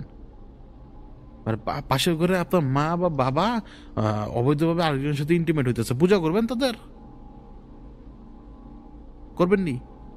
যদি কোন হওয়া পূজা করবো, তাহলে ভাই তুই যা হেনতে, তুই আমার কথাই কইতে আসতো, যা জাগা, তোগুলো কোনো কথাই নেই আমার। এগুলা করে করে করে করে অন্যায়কে একটা লিমিট থেকে আরেকটা লিমিটে পৌঁছায় দেওয়া হয়েছে। বাপ মায় ঘুষ খেবো, চুরি করবো, ডাকাতি করবো, দেখে বলাবেন, শিক্ষা পরে বলাবেন খারাপ হয়ে যাবো। তো পোলাপানেরও তো ওই শিক্ষা দেওয়া উচিত বাপ মায়ের পক্ষ থেকে, সর্বদা সত্য কথা বলিবা। পোলাপান যদি কয় যে বাবা তুমি এই কাজটা কেন করলা, পোলাপান যদি কয় মামা তুমি এই কাজটা কেন করলা, লজ্জা শর্ম একটু হইলো যে এগুলা লুকায় করবেন, তখন প্রকাশে তার করতে পারবে না। কিন্তু অনেক সময় বাপ মার লজ্জা শরমে মাথাও রাখে না, আর নিজে তো খারাপই, পোলাপানও স্বাভাবিকভাবে খারাপ হয়ে যায়। আর বুড়া বসে আয়া কয় আমার পোলা আমার দেখতে পারে না, আমার মাইয়া আমারে দেখতে পারে না। হালা ফকিনের পুত, তুই ঠিক মতো মানুষ করছিলি? তোরে কইতাছি আমি, তুই মানুষ করছিলি ঠিক মতো, শিক্ষা দিছিলি? তুই নিজে আসিলি অজাত, বানাইছ কুজাত, কি আশা করস তুই? কর্মের ফল তো লইছ তুই, অন ভোগ বুজ্ঞা মর, এটাই তোর কপালে আছে, আর কিচ্ছু নাই। এরপর আল্লাহ কারো না কারো তোর দ্বারে পাঠাইব, কোনো না কোনো পোলাপান তোর হয়তো দয়া করে দিল্লি উঠতেইব, লাগতেইব, কিল্লাইব, ঘুষাইব, তোর গুটু সাফ করব। মিয়া শুনেন, ওই উপদেশ দেওয়া সহজ, যান আরেকজনে গুমুত যা ধরেন, যা আপনি নিজের বাপ মারি গুমুত ধরতে পারবেন না, সব পোলাবান পারে না। আমি প্র্যাকটিক্যাল কথাবার্তা করি, আমার মায়ের গুমুত আমি ধরি নাই, আমার ছোটটা ধরছে, ধরি নাই, আমার বাড়িতে হইতো না আমার যা। কিন্তু আমি অন্য কোনো জায়গায় পশা লাশের ভিতরে হাত ঢুকেছি, আমার কিচ্ছু যায় আসে না। কিন্তু একটা তো ডিফারেন্স বিভিন্ন জায়গায় কাজ করে মানুষের, সবাই দিয়ে সব কথা হয় না। তো যখন আপনি এক্সপেক্ট করবেন যে পরের বেটি এসে আপনারে কি কয় সেবা করবো, এইটা হে ওলা বিয়া করেছেন কি বুয়া আনার লেগে নি করে? বুয়া ওলার বউ কি বুয়া নি? আপনাকে 70-80 বছর আগের ওই সমস্ত স্টাইল চলন এখন চলবে না, এখন ওইগুলো আসলেই চলবে না। আর নৈতিকভাবে এমনকি শরীয়তের দিক দিয়েও এটা অনৈতিক। কেউ আবার শরীয়ত ঝাড়তে আসেন না, আমি ঝাড়ে দিম একেবারে ভালো মতো শরীয়ত, এই ব্যাপার আপনার উপরে ভালো মতো জানি দেখেই বলতেছি। শরীয়তেও কোথাও পাবেন না যে শ্বশুর শাশুড়ি খেদমত করতে হবে। শরীয়ত তাকে এখানে বিবাহ বন্ধনে আবদ্ধ করে দিছে তার নিজস্ব সংসার সামলানোর জন্য, তার নিজের সন্তানাদি যদি হয় সেটাকে সামলানোর জন্য। শ্বশুর শাশুড়ি এমনকি তার বাপ মায় সেবা করার লেগেও শরীয়ত স্বামী স্ত্রীর বিয়ের বিধান আনে নাই। স্বামী স্ত্রীর বিয়ের বিধান এবং তাদের সংসার, এটা হচ্ছে আরেকটা নতুন শুরুর জায়গা। সে শ্বশুর শাশুড়ির কাম করার লেগা বুয়াও না, আর মা বাপের উপরে সে দায়িত্ব তো সে মেনটেন করে যাবেই। এখন শ্বশুর শাশুড়ির যদি মাইয়া একখান লাগে, মানে কোন সেন্সে লাগবে গো মাইয়া? মানে পোলার বউ সেবা করবো ওই সেন্সে? তো এখন পোলার বউ যদি ভালো না হয় তখন কি করবেন? পোলার বউ কইলো যে শরীয়ত তো আমার পারমিট করে না, আমি আমার শাশুড়ির সেবা করলাম, তাহলে জামাই করুক শ্বশুরের সেবা, মানে বাপের সেবা। জামাই করলো বাপের সেবা, বউ করলো শাশুড়ির সেবা, ওইটা ঠিক আছে। কিন্তু বউ ডেনেই করতে পারে, বউ 100% সে ডেনেই করবে, ওই রাইটও তার আছে, ওই রাইটও তো তার আছে। কিন্তু তাই বলে এই না যে আল্লাহ ভালো মানুষের সাথে খারাপ মানুষ মিলে দেন, না, এটা হয় না। তো ভালো মানুষের জন্য আল্লাহ সবসময় সাহায্য পাঠায়, আর হারামির গুলার লেগে কোনো সাহায্যই উনি পাঠায় না। হারামি গুলার ব্যবস্থা করে দেয় যে যাতে আরো গোল্লা যা। আল্লাহর হিসেব অন্যরকম, অন্যরকম। আমি এরকম শত শত পিতামা চিনি যারা আসলে পিতামা হওয়ারই যোগ্য না। দুনিয়াতে এরকম বহু মানুষ আছে, কোটি কোটি মানুষ আছে যে পিতামাতা হওয়ার যোগ্যতাই রাখে না, সম্ভবত সেই ম্যাটেরিয়াল আল্লাহ দেয় নাই। কিন্তু শিক্ষাটা তো দেওয়ার চেষ্টা করতে পারতেনি, পারেননি তো, পারেন নাই। যেমন আমি আমি দ্বিধাবোধ করি না, মিথ্যা কথা বলি না, জানেন তো। আমি আমার ঘরের মানুষের এক্সপোজ করতে আরো বেশি পছন্দ করি, কারণ ওটা আকাম করে বেশি। আমার শাশুড়ির নানি মা আমার কি বাবা এই কন দি, মানে আমার শাশুড়ি মা আমার কি, আমার শাশুড়ির যে মা, হ্যাঁ আমার কি হয় নানি হইব? কারণ আমার বউয়ের নানি তো না, নানি হইব নি কি জানি, আমি যাই না, বুঝি না জাগা। এখন আমার এই মায়ের মানে আমার বউয়ের নানি, তার সন্তান আছে 6জন, 2জন ছেলে 4জন মেয়ে, 4জন নাকি মেয়ে দেখি হিসাব করি, 1 খান 2 খান 3 খান 4 খান, 4টা মেয়ে। তো উনি ওনার 2 ছেলের প্রতি যেই পরিমাণ পাগল, তাকে 60টার লগে সারা জীবনই সে 2 নম্বরই করে গেছে। বিশেষ করে এখন যেটা সবার চেয়ে ছোট, ওইটা বলে আবার আমার শাশুড়ি হবো, কেমনটা লাগে কন, বুঝি না। হিজ্ঞা আমার সাথে বয়সে 8-9 বছরের ছোট, হিজ্ঞা আমার বলে শাশুড়ি, মানে কি কি কি শাশুড়ি যায় না, খালা শাশুড়ি কি ভাই, কি সম্পর্ক কি আমি বুঝি না, তো এই জন্য আমি বুঝি না। তো হিজ্ঞার কথা কই, ওই 23-24 বছর বয়স হিজ্ঞার। হিজ্ঞার প্রতি যেই পরিমাণ ওনার কি বলে শব্দটা কি কমো, অবহেলা, ভাষায় প্রকাশ করার মতো না। একে বিয়ে হয়েছে ঠিকই, বিয়ার আগেও অবহেলা, মানে বিয়ার প্রথম জামাইয়ের আন্ডারে, বুঝেন নাই, মানে বিয়ার আগে এই অবহেলা কারে কয়। মানে হেজ্ঞার জন্ম হয়েছে অবস্ট্রেলিয়া, হিজ্ঞার জন্ম হওয়ার পরে তেমন পর্যন্ত সে চলতেছে, সে কন্ট্রিবিউট করে তার পরিবারের খরচাপাতির ভিতরে, নিজে প্রাইভেট পড়ায় 6-7 হাজার টাকা ইনকাম করে, তো ওটা তার হাত খরচ না, সেখান থেকেও সে কিছু টাকা কন্ট্রিবিউট করে। কিন্তু এরপরও হিজ্ঞার অবহেলা, কারণ মানে হেতির মায় যদি ভালা রান্দা করে না, সরি ভালা রান্দা তো সবাই করে, রান্দাবাড়ি ভালা করে না, তো ভালা রান্দাবাড়ি করলেও আগে ফোলা দুইটার পিছনে, এটি তো ঠিক না। ইনসাফ ইনসাফ ইনসাফ ইনসাফ কোথাও হয় না ভাই, খুব রেয়ার, খুব রেয়ার ইনসাফ আপনি খুব রেয়ার পাবেন,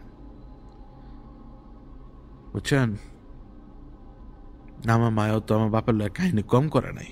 তো মনে করেন যে এক সময় আমার আব্বার তো ব্যবসা হাই ডাউন থাকতো ওই সময়, তো কখনো একটু ভালো থাকলে 8-9 মাস খুব তুমসে ভালোভাবে থাকতে পারছে, আবার কোনো কোনো সময় 2-3 মাস অশান্তির মধ্যে দিয়ে যাওয়া লাগতো বা ধার দেনা করে থাকা লাগতো। তো মনে করেন যে ওই সময় আমার আব্বা যখন ডিসাইড করলো যে একবার যে সে তার মার সাথে দেখা করতে যাবে, তো আমি বুঝলাম না, হ্যাঁ নিজেই থাকে লাগে ইলিশ মাছের ফ্যাক্টরি যে জায়গায়, কথার কথা ওই এলাকায় হ্যার জন্ম, তো হ্যাঁ ওইখান থেকে ইলিশ মাছ তা কিনে ঢাকা শহরের শেয়ারাবাড়াতে ইলিশ মাছ কিনে বাড়িতে আইসে, বাসায় আইসে। হ্যাঁ আমার আম্মারে কইতেছে যে তুই ভালো করে রান্না কর, কারণ তোর রান্না সুন্দর, আমার মারে খাওয়ামো।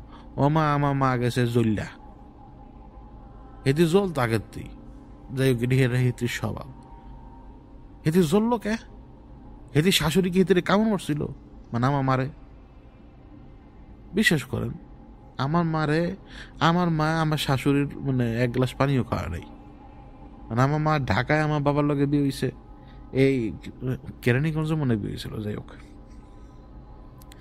আমার বাপের লগে আমার মায়ের বিয়ে হয়েছে কেরানীগঞ্জে সম্ভবত। তো ওইখান থেকে মানে আমার মা কোনোদিন মানে দেশের বাড়িতেই যায় নাই, ওই একবার আমি বলে লই গেছিল, বিশ্বাস করেন, এর আগে বলে একবার গেছিল, টোটাল 2বার। হ্যাঁ নিজেই কয় যে এখন 1 গ্লাস পানিও নাকি হ্যাঁ আমার শাশুড়ি এটা খাওয়া নেই।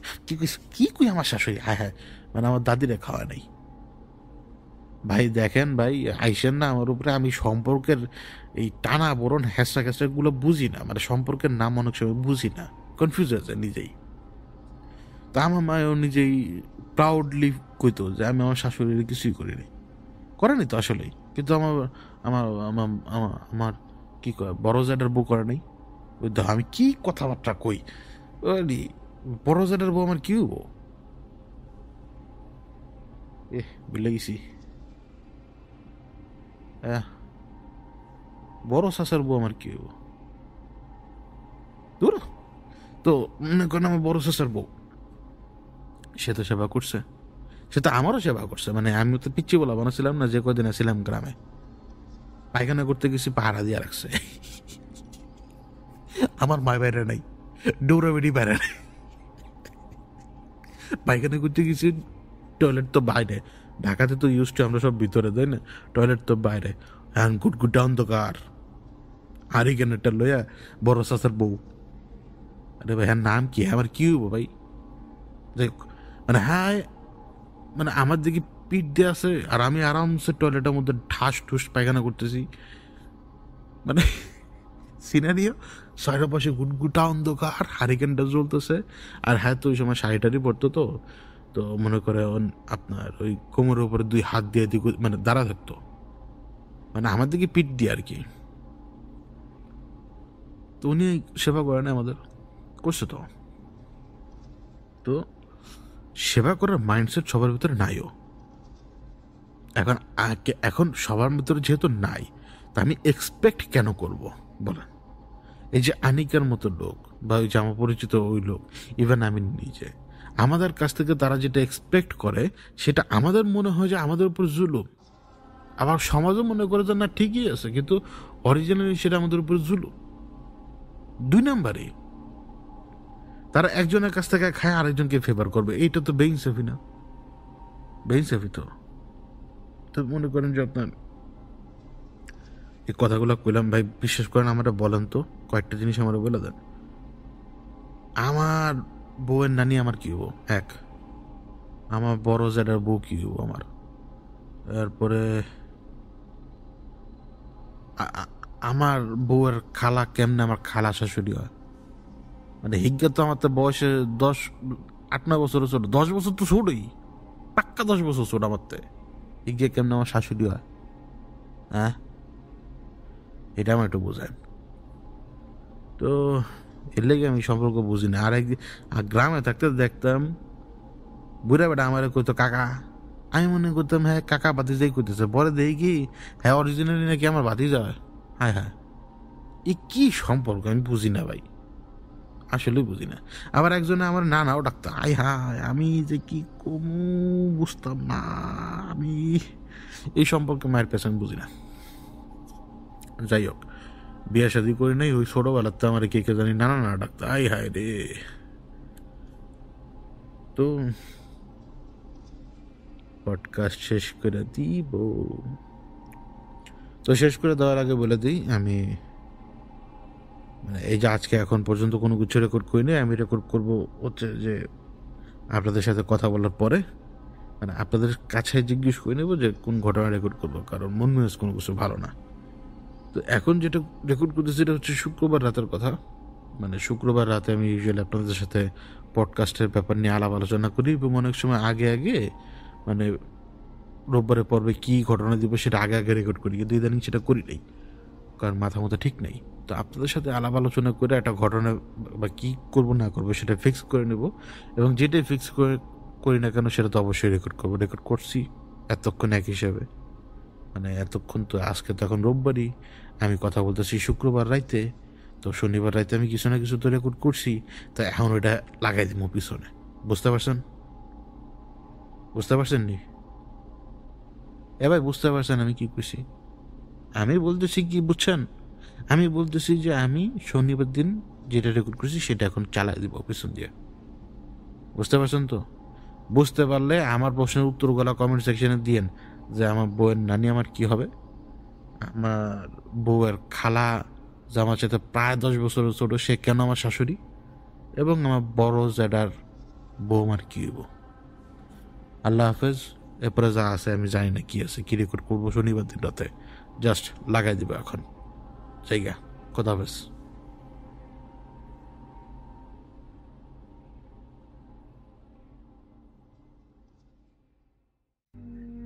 ভয় আর আতঙ্ক মানুষের উপরে এমন এক অনুভূতি চাপিয়ে দেয়, ওই অনুভূতি চাপিয়ে দেওয়ার পরে দেখা যায় কি মানুষ আর নড়াচড়া করতে পারে না।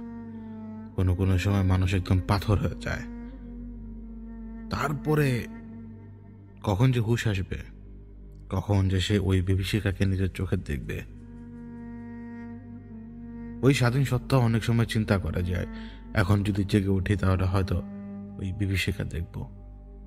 আবার ওই স্বাধীন সত্তা এটাও চিন্তা করে যে কোনটা স্বপ্ন কোনটা বাস্তব। কিন্তু জেগে ওঠার পরে বিভীষিকা যখন সামনে আসে তখন মনে হয় যে পালানোর কোনো উপায় আর ছিলই না। আমার চোখের সামনে বাঁশের আইন দাঁড়ানো, সে এমন ভাবে দাঁড়ানো যেন সে আছে আবার নাইও, মানে সে এইখানে উপস্থিত, বোঝা যায় আবার বোঝা যায় না। তাকে আমি চিনি পর্যন্ত না, তাকে আমি কোনোদিন দেখেই পর্যন্ত নেই। আমি এতক্ষণ পর্যন্ত তার কথা কেবল শুনেই যাচ্ছিলাম যে সে তার মাইন্ড জেনারেল বাঁশের আইন। আমি ওলামার কাছ থেকে শুনছিলাম সব, যাকে সে হত্যা করে ফেলেছে। প্রথম স্টেটমেন্ট তার প্রথম স্টেটমেন্ট, আমি এই একটা কতল করে দিলাম, এবার সাহস থাকলে কথা বল আমার সাথে।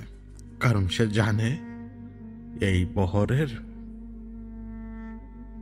এখন মূল পয়েন্ট হচ্ছে আমি নিজে, কেন্দ্রবিন্দু। কারণ আমি সাহেব আমাকে ঠিক করে দিয়ে গেছেন, দায়িত্বটা সেই নেবে। এই জন্য তো বাসার আইন এইখানে। কোনো একটা সমাজ আমি মাটির উপরে যে পড়ে গিয়েছে বা মানে আমি কোন জায়গায় যে ছিলাম ওটা আমার খেয়ালও নেই। মানে সবকিছু মানে মানে ঝড়ের বেগে ঘটছে। আমি যে মাটির উপরে পড়ে গিয়েছি, না না না, আমি কিচ্ছু টের পাই নাই। আর বললাম না ওই লোকটা বাঁশের আইন, মানে বাতাস থেকে প্রকট হচ্ছে আবার বাতাসের সাথে মিশেও যাচ্ছে, যে আমি কোনোদিন কারোর সাথে দেখিনি হতে এরকম। গানের শব্দ, গান। বিজয়ী হওয়ার পরে অনেক সময় ফুর্তিতে গান গায় না আরবরা, আগের আমলে ওইরকম গানের শব্দ, এবং হাত দিয়ে এক ধরনের শব্দ তৈরি করছে তারা, মানে এক ধরনের সুর, এক ধরনের তাল, মানে হাত দিয়ে, মানে হাতে তালি বা তুড়ি মেরে ধরতে পারছি না, কিন্তু ওই সুরটা, ওই সুর এবং ওই সুরের সাথে একটা গান, তারা গান গাইছে।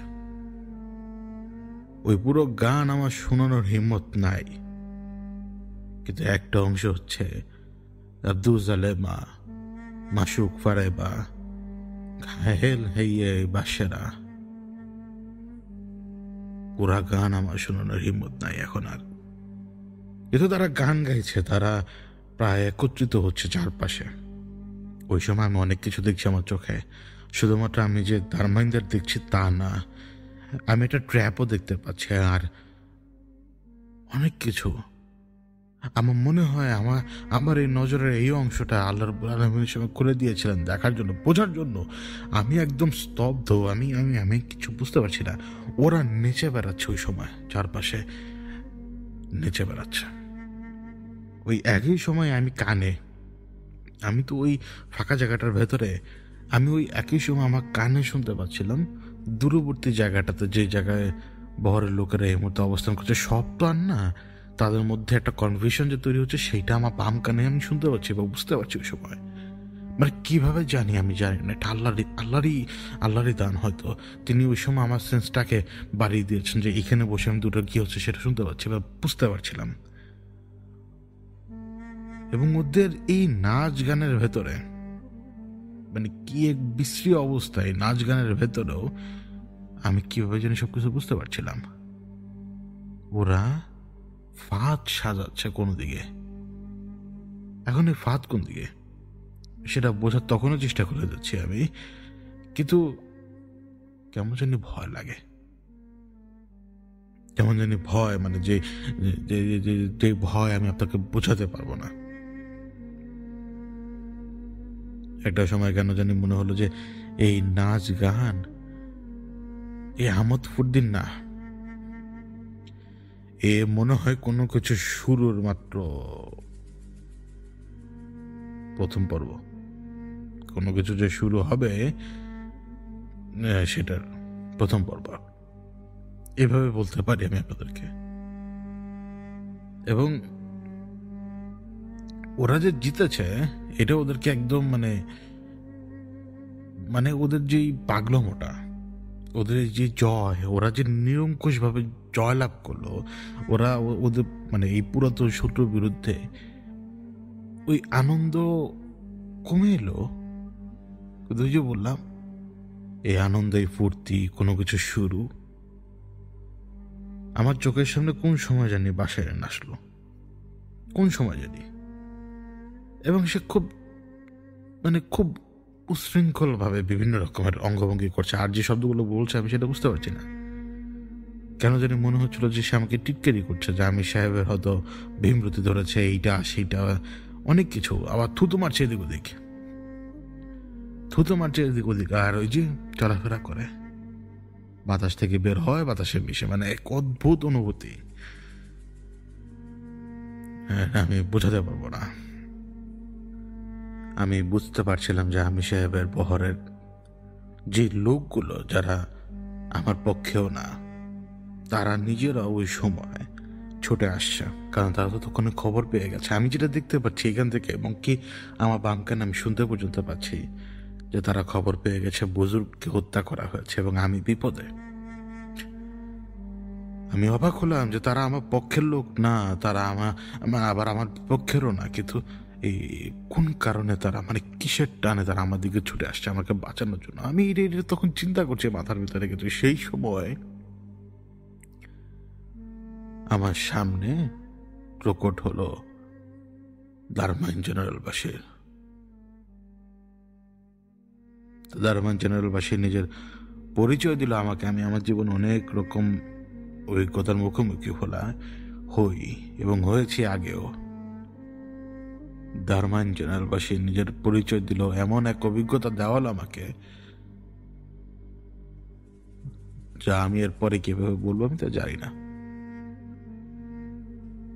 সে এমন ভাবে নিজেকে উপস্থাপন করলো এবং সে নিজে বলল,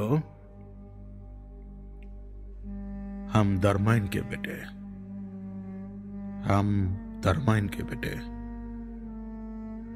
आपको सब कुछ बता दिया होगा। क्या उसने बता दिया सब कुछ आपको?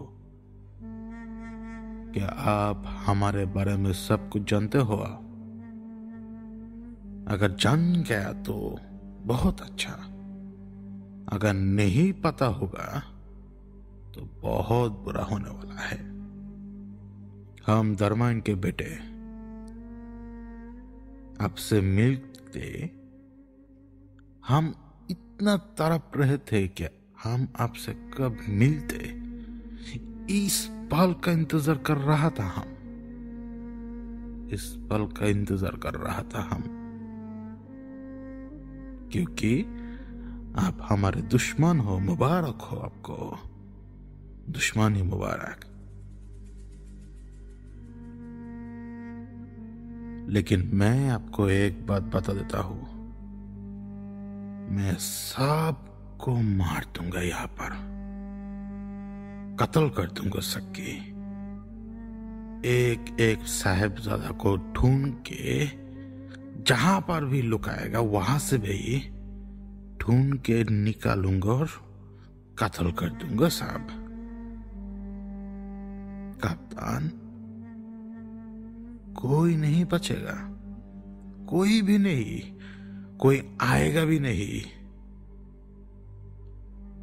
दरमन के हर बेटे तैयार है, दुश्मन दरवाजा पे आएगा और हर एक दरमन के बेटे दुश्मन को कत्ल कर देगा। कप्तान, पता है क्या आपको सब कुछ? बता दिया होता तो फिर ये दिन आपको नहीं देखना पड़ता, लेकिन अब ये दिन आपको देखना होगा। सबको मार देगा हम दरमाइन के बेटे। এরপর ও ইশারা দিল এবং আমি ওই ফাঁদ দেখতে পাচ্ছিলাম রীতিমতো। আমার শরীর না কাঁপছে। ফাঁদ হচ্ছে কি, তা হচ্ছে এই যে লোকেরা যারা আমার জন্য ছুটে আসছে এখন, তাদেরকে মানে যে ফাঁদ দেওয়া, সে ফাঁদ হচ্ছে কি যে আমি যেভাবে দেখতে পাচ্ছি যে তারা একটা পথ ধরে আসবে, যে পথ ছড়ানো ছিটানো পথ নয়, একটা সরু পথ, এবং ওই সরু পথের এক প্রান্ত হচ্ছে আপনার কিছু সুপারি টাইপের গাছ রয়েছে। আমার খেয়াল নেই গাছগুলো কিরকম। ওই সুপারি টাইপের গাছের উপরে ওরা অবস্থান করছে ওই সময়। যখন তারা নিচ দিয়ে যাবে, তারা তার উপর দিয়ে যাচ্ছে না কেউ, কারণ আমি ওইভাবে দেখতে পাচ্ছি যে তারা নিচ দিয়ে আসে, মাটির উপরের প্রান্ত দিয়েই। তো তারা তখন উপর থেকে তাদের উপরে হামলে পড়বে। আমি ম্যাসাকার দেখতে পাচ্ছিলাম ওই সময়, ম্যাসাকার। আমার চোখ কেবল ম্যাসাকার দেখতে পাচ্ছিল তখন, আর অন্য কোনো কিছু না। আমার হাত পা কাঁপছে, কিন্তু ওই হাত পা কাঁপুনির মধ্যে এরা আমার কেউ না, কিন্তু তারপরও আমি মানে ইশারা দেওয়ার চেষ্টা করলাম। মানে কিভাবে ইশারা দেবো বুঝতে পারছিলাম না।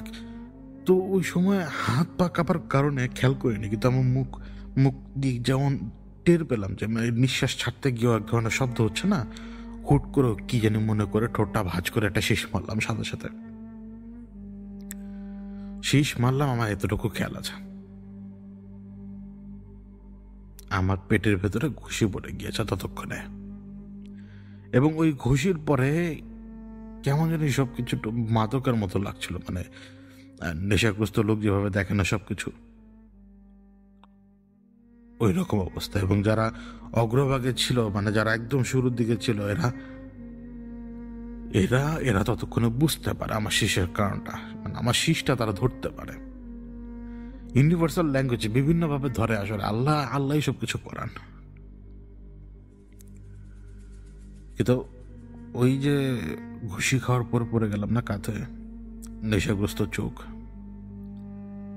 একটা একটা করে সবাইকে ধরছিল ওরা। সবাইকে আটকে ফেলেছে ওরা, পক্ষের লোক বিপক্ষের লোক, এমনকি যারা পক্ষেও না বিপক্ষেও না তাদেরকেও, সবাইকে ধরে ফেলেছে। মানে আমি ওই নেশাগ্রস্ত অবস্থায় যে আকার দেখছিলাম এক একজনের, এই আকারকে আমি আপনাদেরকে ব্যাখ্যা দিতে পারবো না। মানে মহাজাগতিক আকার এক একজনের, মানে মানে কি আকার, মানে কিভাবে বুঝাবো যে এটা কিরকম, এটা কি লম্বা না দানব, আমি বোঝাতে পারবো না। এক একজনের আকৃতি, এক একজনের কুণ্ডলী আমি কখনোই বোঝাতে পারবো না আপনাদেরকে। আমি এটাও টের পাচ্ছিলাম যে কেউ না কেউ তো আসছে, দূর থেকে আরো সিগন্যাল আসছে যে আরো কিছু লোক আসবে, আরো কিছু লোক আসবে, কিন্তু পেটে ব্যথাটা আসল। এবং ধীরে ধীরে ধীরে ধীরে আকাশে যে তারা, চোখ চাপ দিলে যেরকম আমরা রং বেরঙের আলোর ভেলকি দেখি না চোখের নিউরনের কারণে, ওইরকম ভেলকি দেখছিলাম। মনে হচ্ছিল যে তারা দেখছে, কিন্তু আসলে ভেলকি। আমার মুখের উপরে এক গাদা থুতু যে কোন সময় পড়লো আমি টের পাই নাই, আসলে আমি টের পাইনি, কিন্তু কেন যেন মনে হচ্ছিল যে না, আমি টেরও পেয়েছি। এবং যে কন্ডিশনে আমি ছিলাম, ওই কন্ডিশনে আমি ধুতরার ফুল দেখতে পাচ্ছিলাম, জানেন, ধুতরার ফুল, শুকনো ধুতরার ফুল, এবং তা পোড়ানো হচ্ছে, এবং তার সাথে কি জানি এক ধরনের সাদা কণা মানে ছিটানো হচ্ছে, যেটা সম্ভবত ওই ভাষারাইনদের কোনো কিছু, যেটা প্রচন্ড কষ্ট দিচ্ছে সবাইকে, প্রচন্ড কষ্ট দিচ্ছে সবাইকে। এবং বহরের প্রত্যেকটা মানুষের আকৃতি হয়ে, মানে মানুষ তো না, বহরের প্রত্যেকের আকৃতি হয়ে গেছে কবুতরের মতো, পাখির মতো। এবং এক একটা পাখি এক একটা কবুতরকে কুণ্ডলীর মতো বিশাল বিশাল বড় বড় ছায়া ধরে রেখেছে। তাদের হাতে এমন কোনো কিছু আছে যে হুকুম দিলে কোপ দিবে, কোপ দিয়ে মাথাটা জাস্ট আলাদা করে ফেলবে ওই পাখি বা কবুতরের মানে শরীর থেকে। এরকম কেন যদি আপসাপটা মনে হচ্ছিল তখন আবার আমাকে এভাবে দেখাচ্ছে, তখন আমার আমার আমার মনে আছে একদম একদম এরকম।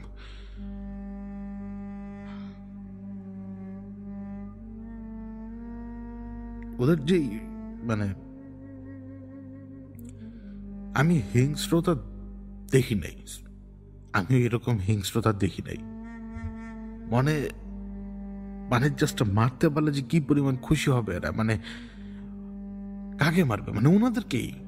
আমি ম্যাটার করি না এখানে এখন, কিন্তু আমার চোখের সামনে টালো, মনে হচ্ছে আয়না দিয়ে, মানে আয়না দিয়ে আলো মারছে কেউ, আলোটা আসে আর যায়। দেখলাম যে আমার আমার চোখের সামনে সবকিছু কেমন জানি এক সাইড হয়ে আছে, কারণ যে আমি কাত হয়ে পড়েছি। তো আমাকে উঠতে বললো গানের স্বরে, উঠ যা কাপ্তান, বাসেরা ইহা পে, মানে এরকম গানের স্বরে, এটা গানের স্বরে কথা বলছিল সবাই। তো যখন আমি চোখ খুলে তাকালাম না, পুরোপুরি ক্লিয়ারলি মাথা ব্যথা করছে, তো চোখের সামনে না আলোর ঝলকানি, কেমন কেমন যেটা এক অদ্ভুত আলোর ঝলকানি, আমার যেটা মনে হয় যেটা মশাল, বুঝতে পারিনি আর কি, এতদিকে খেয়াল তো থাকে না, কিন্তু এটা মশাল মনে হলো। এখন কোন লোক জানি আমাকে টান দিয়ে উঠায় এমন ভাবে যে আমার এই যে পোলো শার্ট পরা ছিলাম, তো দুইটা বোতামই ছিঁড়ে গিয়েছিল, এমন ভাবে টেনে উঠায় শূন্য পর্যন্ত উঠে গিয়েছে, আমার যেটা খেয়াল আছে। আমার গলা ফাঁস পর্যন্ত লেগে গিয়েছিল আমারই জামাতে। তো উঠালো, ছইটা কয়েকবার ঝাঁকি মারলো, আবার কেমন জানি লাগলো, নিচে ফেলে দিল। মাথার ভিতরে পুরা মানে কেমন জানি মানে ব্যথা না কি, মানে আতঙ্ক, সবকিছু, মানে এতটা কনফিউশন চারপাশে বিদ্যমান, মানে বুঝতে পারবো না আমি আপনাদেরকে। তো প্রত্যেককে ওরা আটকে রেখেছে, সবাই কবুতরের রূপে, আর ওই কুণ্ডলীর মতো বিকট ছায়াগুলা ওদের হাতে কিছু আছে, যেটা আমি আমি আমি জানি না কি জিনিস, কিন্তু ওদেরকে মারার হুকুম দিলেই ব্যাস ব্যাস ব্যাস ব্যাস মেরে ফেলবে, জাস্ট একটা হুকুম, পাশের এনে একটা হুকুম দিলেই শেষ। আর আমি আমি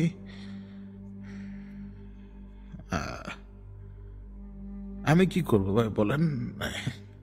আমি আমি ভেবেছিলাম যে আমি মাফ চাবো, মাফ করে দেন সবাই, মানে যেইভাবে মাফ চাওয়ার দরকার ওইভাবে মাফ চাবো, কিন্তু মানে আমাকে কেউ পা দিয়ে চেপে ধরে, তো আমার মাথার চুল টান দেয়, মানে আমি যেন যুদ্ধবন্দী, বুঝলেন? মানে পারলে বেয়নের দিয়ে খোঁচাও মারতো যদি বেয়নের থাকতো।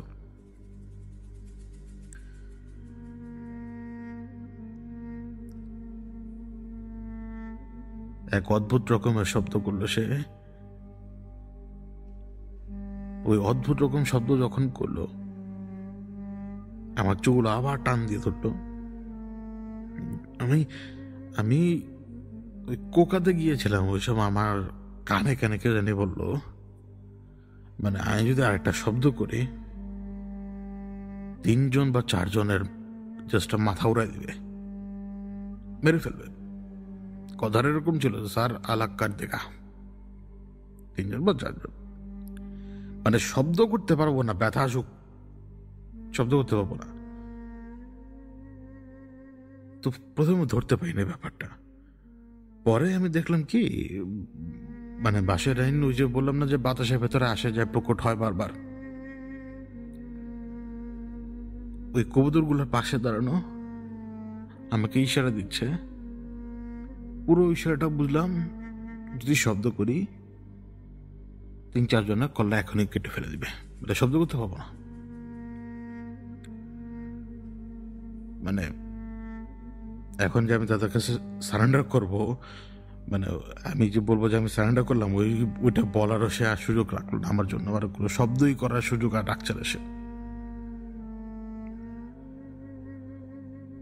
হঠাৎ কি জানি হলো, মানে মানুষ যেরকম চোরকের মতো ঘোরালে মানুষ যেরকম অফ ব্যালেন্স হয়ে যাবে, মানে ব্যালেন্স ধরে রাখতে পারবে না, মনে হলো আমাকে কে জানি চোরকের মতো ঘোরালো হুট করে, মানে পুরো দুনিয়া আমার চোখের সামনে ঘুরছে, পুরো দুনিয়া আমার চোখের সামনে ঘুরছে, কারণ আমি তো জিনের পাল্লায় পড়ছি। মাটি কোথায়, আমার মাথা কই, আমার হাত কোন দিকে যায়, দুনিয়া কোন দিকে ঘুরে, আমি কিচ্ছু বুঝতে পারতেছি না। আমি শুধু বমি করতেছি, আর আমি আমার ব্যালেন্স ধরে রাখার চেষ্টা করতেছি, পড়ে যাচ্ছি নিজেই, উঠে দাঁড়াচ্ছি, মনে হচ্ছে মাটি করতেছে শুধু, আর কিচ্ছু না, এরকম লাগছে আমার। তো একটা কথা আমার কানে আসছিল, ওই সময় আমাকে বলছিল যে খেল তো আপ শুরু হওয়া, সারেন্ডার করে, মানে আমি নাকি তাদের জন্য সব কিছু একদম সহজ করে দিয়েছি, মানে এখন খেলাটা যদি তারা না খেলে তাহলে এই খেলার শেষটা কোন দিকে। তাদের ভাষ্য অনুযায়ী যে আমি সারেন্ডার করে খেলাটাকে একদম নষ্ট করে দিয়েছি, এখন তাদের মন মতো ওরা খেলাটা কিছুটা পরিচালনা করবে, তারপরে ওরা চাইলে চলে যেতে পারে। সারেন্ডার, আমি কেন সারেন্ডার করেছিলাম জানেন? আমি সারেন্ডার করেছিলাম এই জন্যই যে ওরা যেই সময় আমাকে বললো যে একটা শব্দ যদি আমি করি ওরা 3-4 জনের, মানে 3-4টা কবুতরের মাথা উড়িয়ে দিবে, ওই সময় আমি আমার ইম্পর্টেন্সটা টের পেলাম বাঁশের এনের সামনে। তা হচ্ছে যদি আমি শব্দ করি মেরে ফেলবো, অর্থাৎ আমি এইখানে ইম্পর্টেন্ট। তো এই লোকগুলোকে বাঁচাতে আমার ওই কাজই করা দরকার, যেটা করলে এই মুহূর্তে লোকগুলো বাঁচবে। যতক্ষণ পারি চুপ থাকার চেষ্টা করবো, কিন্তু অন্তরের ভিতরে এরকম একটা ভয় হিসেবে কাজ করছিল যে আমাকে যদি বেশি ব্যথা দেয় বা আমার হাড় যদি ভেঙে ফেলে, আমি তো মুখ বন্ধ করে রাখতে পারবো না, তাহলে কতজন মানুষ মারা যাবে, এই ভয়টা আমার ভেতরে, মানে মানুষটা কতজন যে মারা যাবে এই ভয়টা আমার ভেতরে সময় কাজ করছিল। এই সব কিছুর ভিতরে এই ভয়টা আমার মাথার মধ্যে থেকে যায়নি এক মুহূর্তের জন্য। এই জন্য আমি বুঝতে পারলাম যে এখানে ইম্পর্টেন্ট পার্সন আমি, অন্য কেউ না। এবং আমি যদি স্যারেন্ডার করি এবং আমি যদি কোনো ডিল করি, প্রথমে ভাবলাম কি স্যারেন্ডার করে একটা ডিল করব ভালো মতো, বলবো এইভাবে, মানে সব কিছু মাথার মধ্যে চলছে আমার আগে থেকেই, মানে আমাদের ভুল হয়ে গেছে এইটা ওইটা, মানে হাত পা ধরে জাস্ট বাঁচো।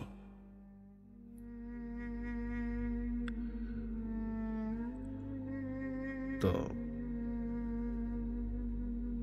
সে আমাকে বলল যে কাপড়ে উতার। তো প্রথমে বুঝি নাই, তো সে আবার আমাকে বললো কাপড়ে উতার, আমি তখনও বুঝি নাই। এবার সে কাকে জানি ইশারা দিল এবং সে গেল।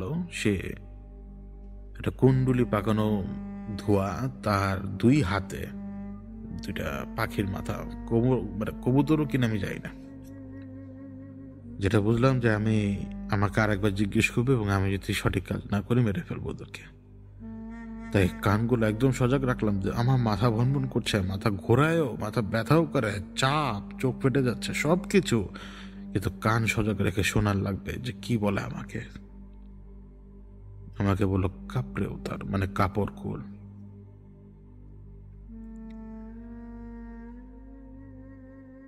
আমি যদি দেরি করে মেরে ফেলবে।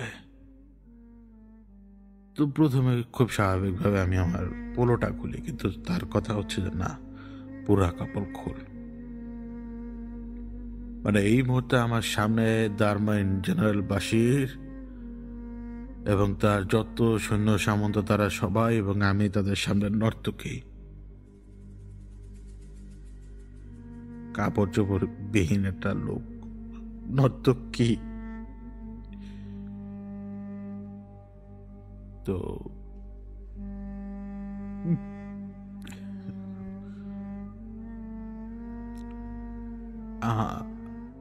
আমার শরীরে কোনো কাপড় ওই সময় আর ছিল না।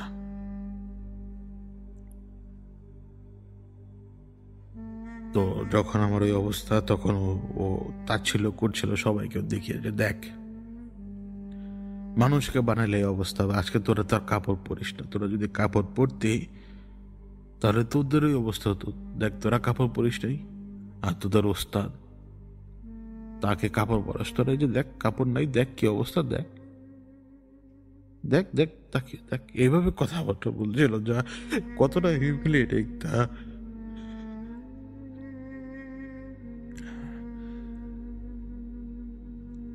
তা বোঝা অনেক করেন। তো আমি নিচের দিকে তাকানো, আমি শুধু চাচ্ছি যে সবকিছু শেষ হোক তাড়াতাড়ি, একবার শেষ হোক, শেষ হয়ে গেলে আমরা সবাই বেঁচে যাবো এখন। আর একবার জানে বাঁচি না, তারপরে সবকিছু ভালো হয়ে যাবো, ছাড়বো, মানে ছেড়ে দেবো, কিসের পর কিসের কি, এগুলো আমার জিনিস না। মাটির দিকে তাকে আসছি আমি এই সময়, একটা কাপড়ও নাই আমার। আমি অপেক্ষায় ছিলাম যে আমার জীবনে আমি তো অনেক সাহায্য পাই আল্লাহর কাছ থেকে, তো উনি উনি উনি কাউকে না কাউকে তো পাঠাবেন এখন। মানে আমি এটাই মনে করছিলাম যে কাউকে না কাউকে তো পাঠাবেন।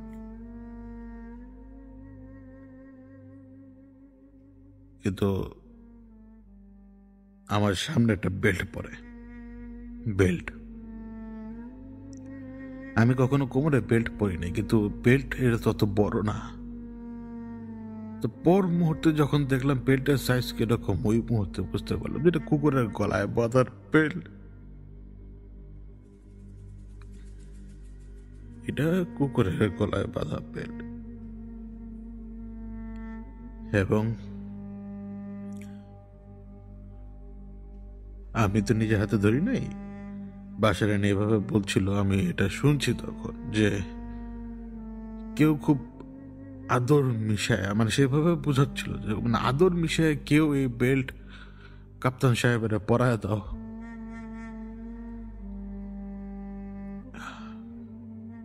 আমার গলা তো কুকুরের বেল্ট, এবং কুকুরের বেল্টের সাথে দড়ি বাঁধা। তো টান দিলে হ্যাচকা টান দেওয়ার দোকানে মাথাটা নিচের দিকে ঝুঁকে গিয়েছিল আমার। তো তখন ওই পাশ থেকে এসে বললো যে 80 কদম সামনে নিয়ে আয় ওরে। কে কে যে আমার গলায় ওই কুকুরের বেল্ট পরানোর পরে আমাকে যে দড়ি দিয়ে টান দিয়ে নিয়ে গেছে ওটা তো আমি জানি না। আমি শুধু জানি যে আমি শুধু হেঁটে গেছি, মানে হেঁটে হাঁটি নাই। আমি তো কুকুর সময় 2 হাত এবং 2 হাঁটুর উপরে, আমি 2 হাত আর 2 হাঁটুর উপরে। তো যখন কয় কত নিচে আমি যাই না, শুধু শুনছি আসে, আমি তার গুনবো না, গোনার মতো ওই অবস্থা কি আছে? আমি কি এনজয় করতেছি সব কিছু? তো অনেক সময় হয় না যে মানুষ কুকুর হাঁটায় নিয়ে গেল, অনেক সময় কুকুরকে ধাক্কা ধুক্কা দেয়, লাথিও মারে। যে রাস্তাঘাটে কুকুরকে লাথি মারে, আমাকে লাথিও মারছে ওরা। ওরা আমাকে সামনে কয়েক কদম নিল যাই না, কিন্তু আমি শুনতেছিলাম আসি, এবং পরে আবার আমাকে পেছনের দিকে নিয়ে আসছে, এবং ওই একই জায়গায় নিয়ে আসছে আমাকে। এবং ওই যে একটা পাগল টাইপের কুকুর যদি ধরায় কেউ, তো ওই কুকুরকে কেউ লাথি মারে বা থুতু থুতু মারে না, আমাকে লাথি মারছিল, থুতু মারছিল, মানে লাথি মারছিল না, এইভাবে যে ব্যথা পাওয়ার জন্য।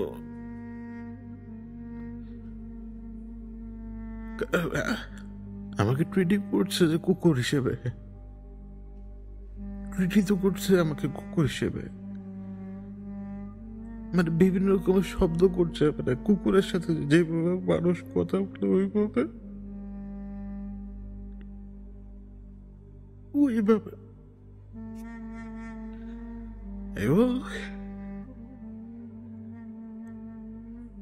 তখনও শেষ হয় নাই।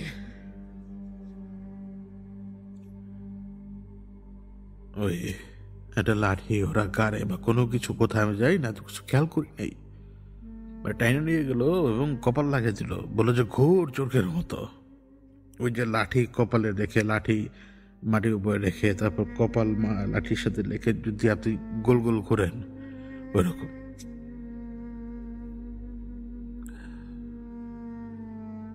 আমার কানে না, আমি যখন ঘুরছি, আমি না প্রথমবার জিন্দার কান্না শুনছিলাম। জিনেরা কান্না করছে, এক অদ্ভুত শব্দ, এক অদ্ভুত শব্দ, মানে বোঝানো কঠিন। আমি ওইভাবে ঘুরছি আর তাদের কান্না, মানে তারা, মানে আমার চেয়ে মনে হয় আমি তো ওখানে অপমান হইলাম, তারা হয়তো তার চেয়ে বেশি হচ্ছে ওই সময়,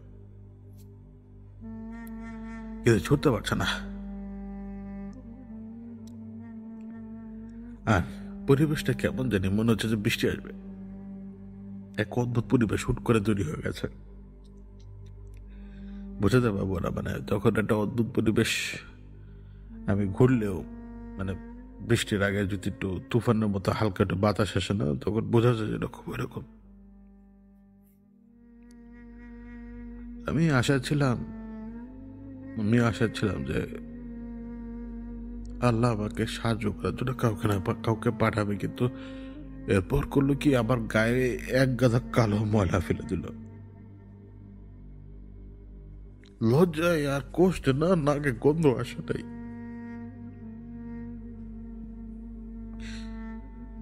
লজ্জায় আর কষ্টে নাকে গন্ধ আসে না। কে জানি আমার মাথা থেকে চুল পর্যন্ত কেটে নিয়ে গেছে, জানো, অনেকখানি। মানে আমি পরের দিন আমার মাথা পুরোপুরি জিরো কাট করে ফেলি, মানে কিচ্ছু রাখিই নেই।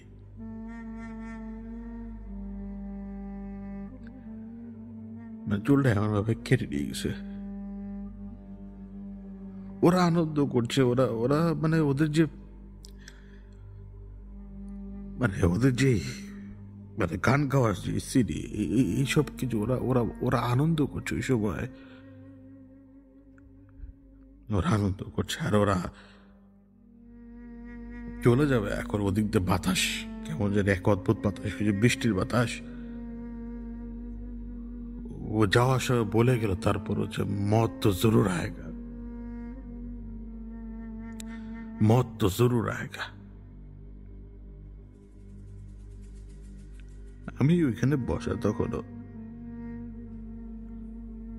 ওরা তো ছাড়া পেয়ে গেছে সবাই, কিন্তু বাতাসে না ওদের কান্না এবং একতরফা ঝগড়াঝাটির শব্দ কানে আসছে। বুঝতেছি না কে কি বলতেছে, শুধু শব্দই বুঝি, কান্না আর ঝগড়াঝাটির শব্দ।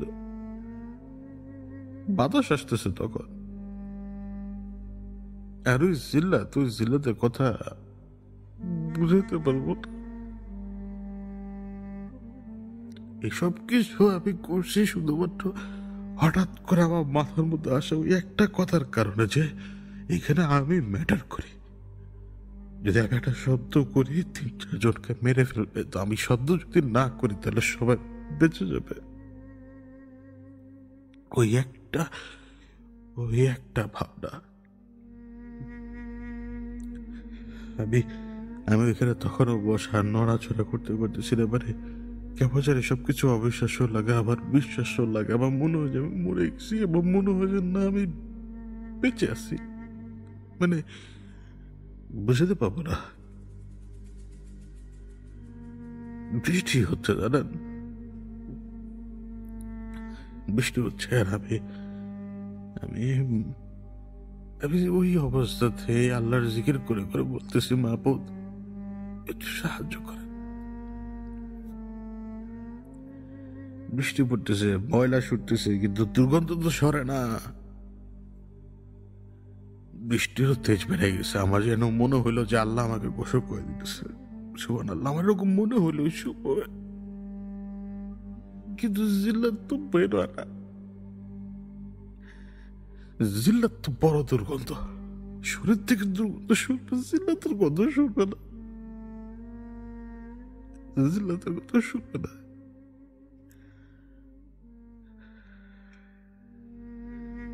জম্বি হয়ে গেছে, জম্বি। মুখ দিয়ে শব্দ আসতেছে না, কেউ আমাকে, ওরা সবাই স্পর্শ করতেছে, আমার শরীরের সমস্ত জায়গা ওরা স্পর্শ করতেছে পরিষ্কার করার জন্য। ইমিডিয়েটলি কেউ আবার গায়ে আগর, কি জানি বলে, বাখুর না জানি কি জানি, আগর কিছু জিনিস লাগাই দিতেছে আমার শরীর থেকে গন্ধ সরানোর জন্য। কিন্তু শরীর থেকে গন্ধ সরলেও আমার অন্তরটা যে শেষ হয়ে গেছে,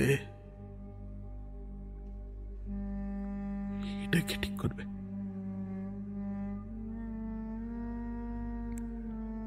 আমার সামনে বৃষ্টির ভেজা আমার কাপড় চোপড়, আমি এগুলো দিয়ে খেলি করি নাই, কিন্তু এখন কেমন জানি মনে হচ্ছে কে জানি ভাঁজ করে রাখছে, কিন্তু ভিজে গেছে সব। তা হাত বাড়ায় যে নিম, এত ভার আমার হাতে, কিসের ভার, মানে কোনো শক্তি পাচ্ছি না যে ওটা যেভাবে ধরো, ওটা যে জাস্ট এভাবে ধরো, মানে নিজের কাপড় ধরার শক্তি পাচ্ছিল সময়। তারপরও কাপড়টা কিভাবে জানিয়ে নিলাম। বৃষ্টির পানি সব পরিষ্কার হয়ে গেছে আমার, সব বৃষ্টির চারপাশে ওদের বিভিন্ন রকমের শব্দ চারপাশে, আমি বুঝি না ওরা কে কি বলে না বলে। আর যে চোখ দিয়ে পানি, ওই পানি আর ওই জিদ ভেতরে কিসের জিদ, সমস্ত কিছু সব পানি হয়ে গেছে বৃষ্টিতে। এই লোকগুলো নিশ্চিত মৃত্যুর মুখে ছিল ওই দিন রাত্রে। আবার জিল্লাত হোক বা যেটাই হোক, আমি পরোয়া করি না। অন্তত আজকে এই জায়গায় বসে থেকে বুঝতে পারি যে ওই দিন যাই হয়েছে, নিশ্চিত মেসাকার থেকে তাদেরকে বাঁচাইছে আল্লাহ, আর কিচ্ছু না। ওরা সবাই জড়ো হচ্ছে কোন দিকে জানে বুঝতে পারছি, কারণ আমি তাকিয়ে আছি যেদিক ওদিকে মানুষজন কম, মানে মানুষজন বলতে ওদের উপস্থিতি কম, ম্যাক্সিমাম আমার পেছনে। ওরা বুঝতে পারলো যে এটা আমি যে চাইলে পালাতে পারতাম, কারণ একটা অপশন সে আমাকে দিয়েছিল যেটা আমি বলার দরকার করে কই নেই। ওই অপশনটা আমি চুজ করি নাই। আমি পালাইতে পারতাম এবং এইখানে ম্যাসাকার হইতো। ওরা এটা বুঝতে পারছে যে আমি পালাইও নাই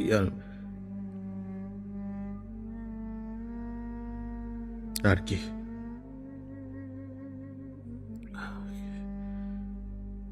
তো হাঁটছি, শরীরে শক্তি নাই বললেই চলে। আমি হাঁটছি, বৃষ্টি তখন প্রায় নাই, আস্তে আস্তে কমে যাচ্ছে। বাতাস আছে, বৃষ্টির বাতাস, মানে এক এক কদম দিচ্ছে, গায়ে করে শক্তি পাচ্ছি না, কোনো কিছু পাচ্ছি না, শক্তি নাই, কোনো কিছুই নেই, মানে কেমন জানি অদ্ভুত। আকাশের দিকে তাকাচ্ছে, বারবার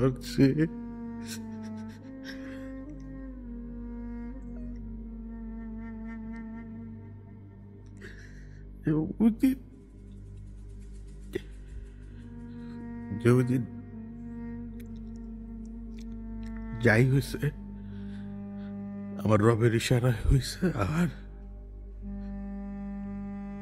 আমি মানুষ, আমার কোনো দাম নাই, কিন্তু জানের দাম আছে আমার কাছে। তো আমার রব এই জানগুলার মালিক, এই জানগুলার হেফাজত এই করছেন ওই দিন।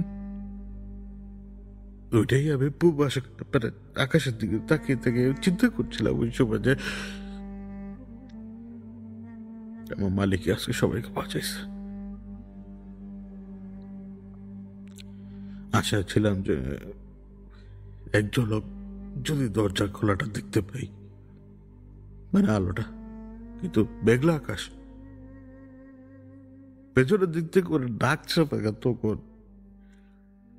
ওদের ডাক আমি শুনে শোনা দরকার মনে করিনি। তখন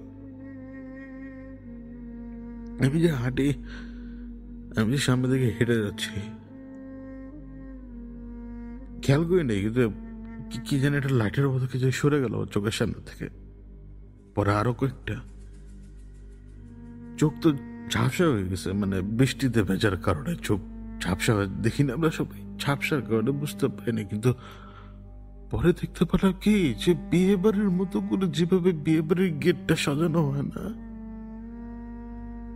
ওই ঝাড়বাতি গুলো, মানে ঝাড়বাতি না, শব্দ আসতেছে না মাথায় এখন আমার। তো ওই বাতিগুলো যেরকম চারপাশে সুন্দর করে সাজানো থাকে চারপাশে,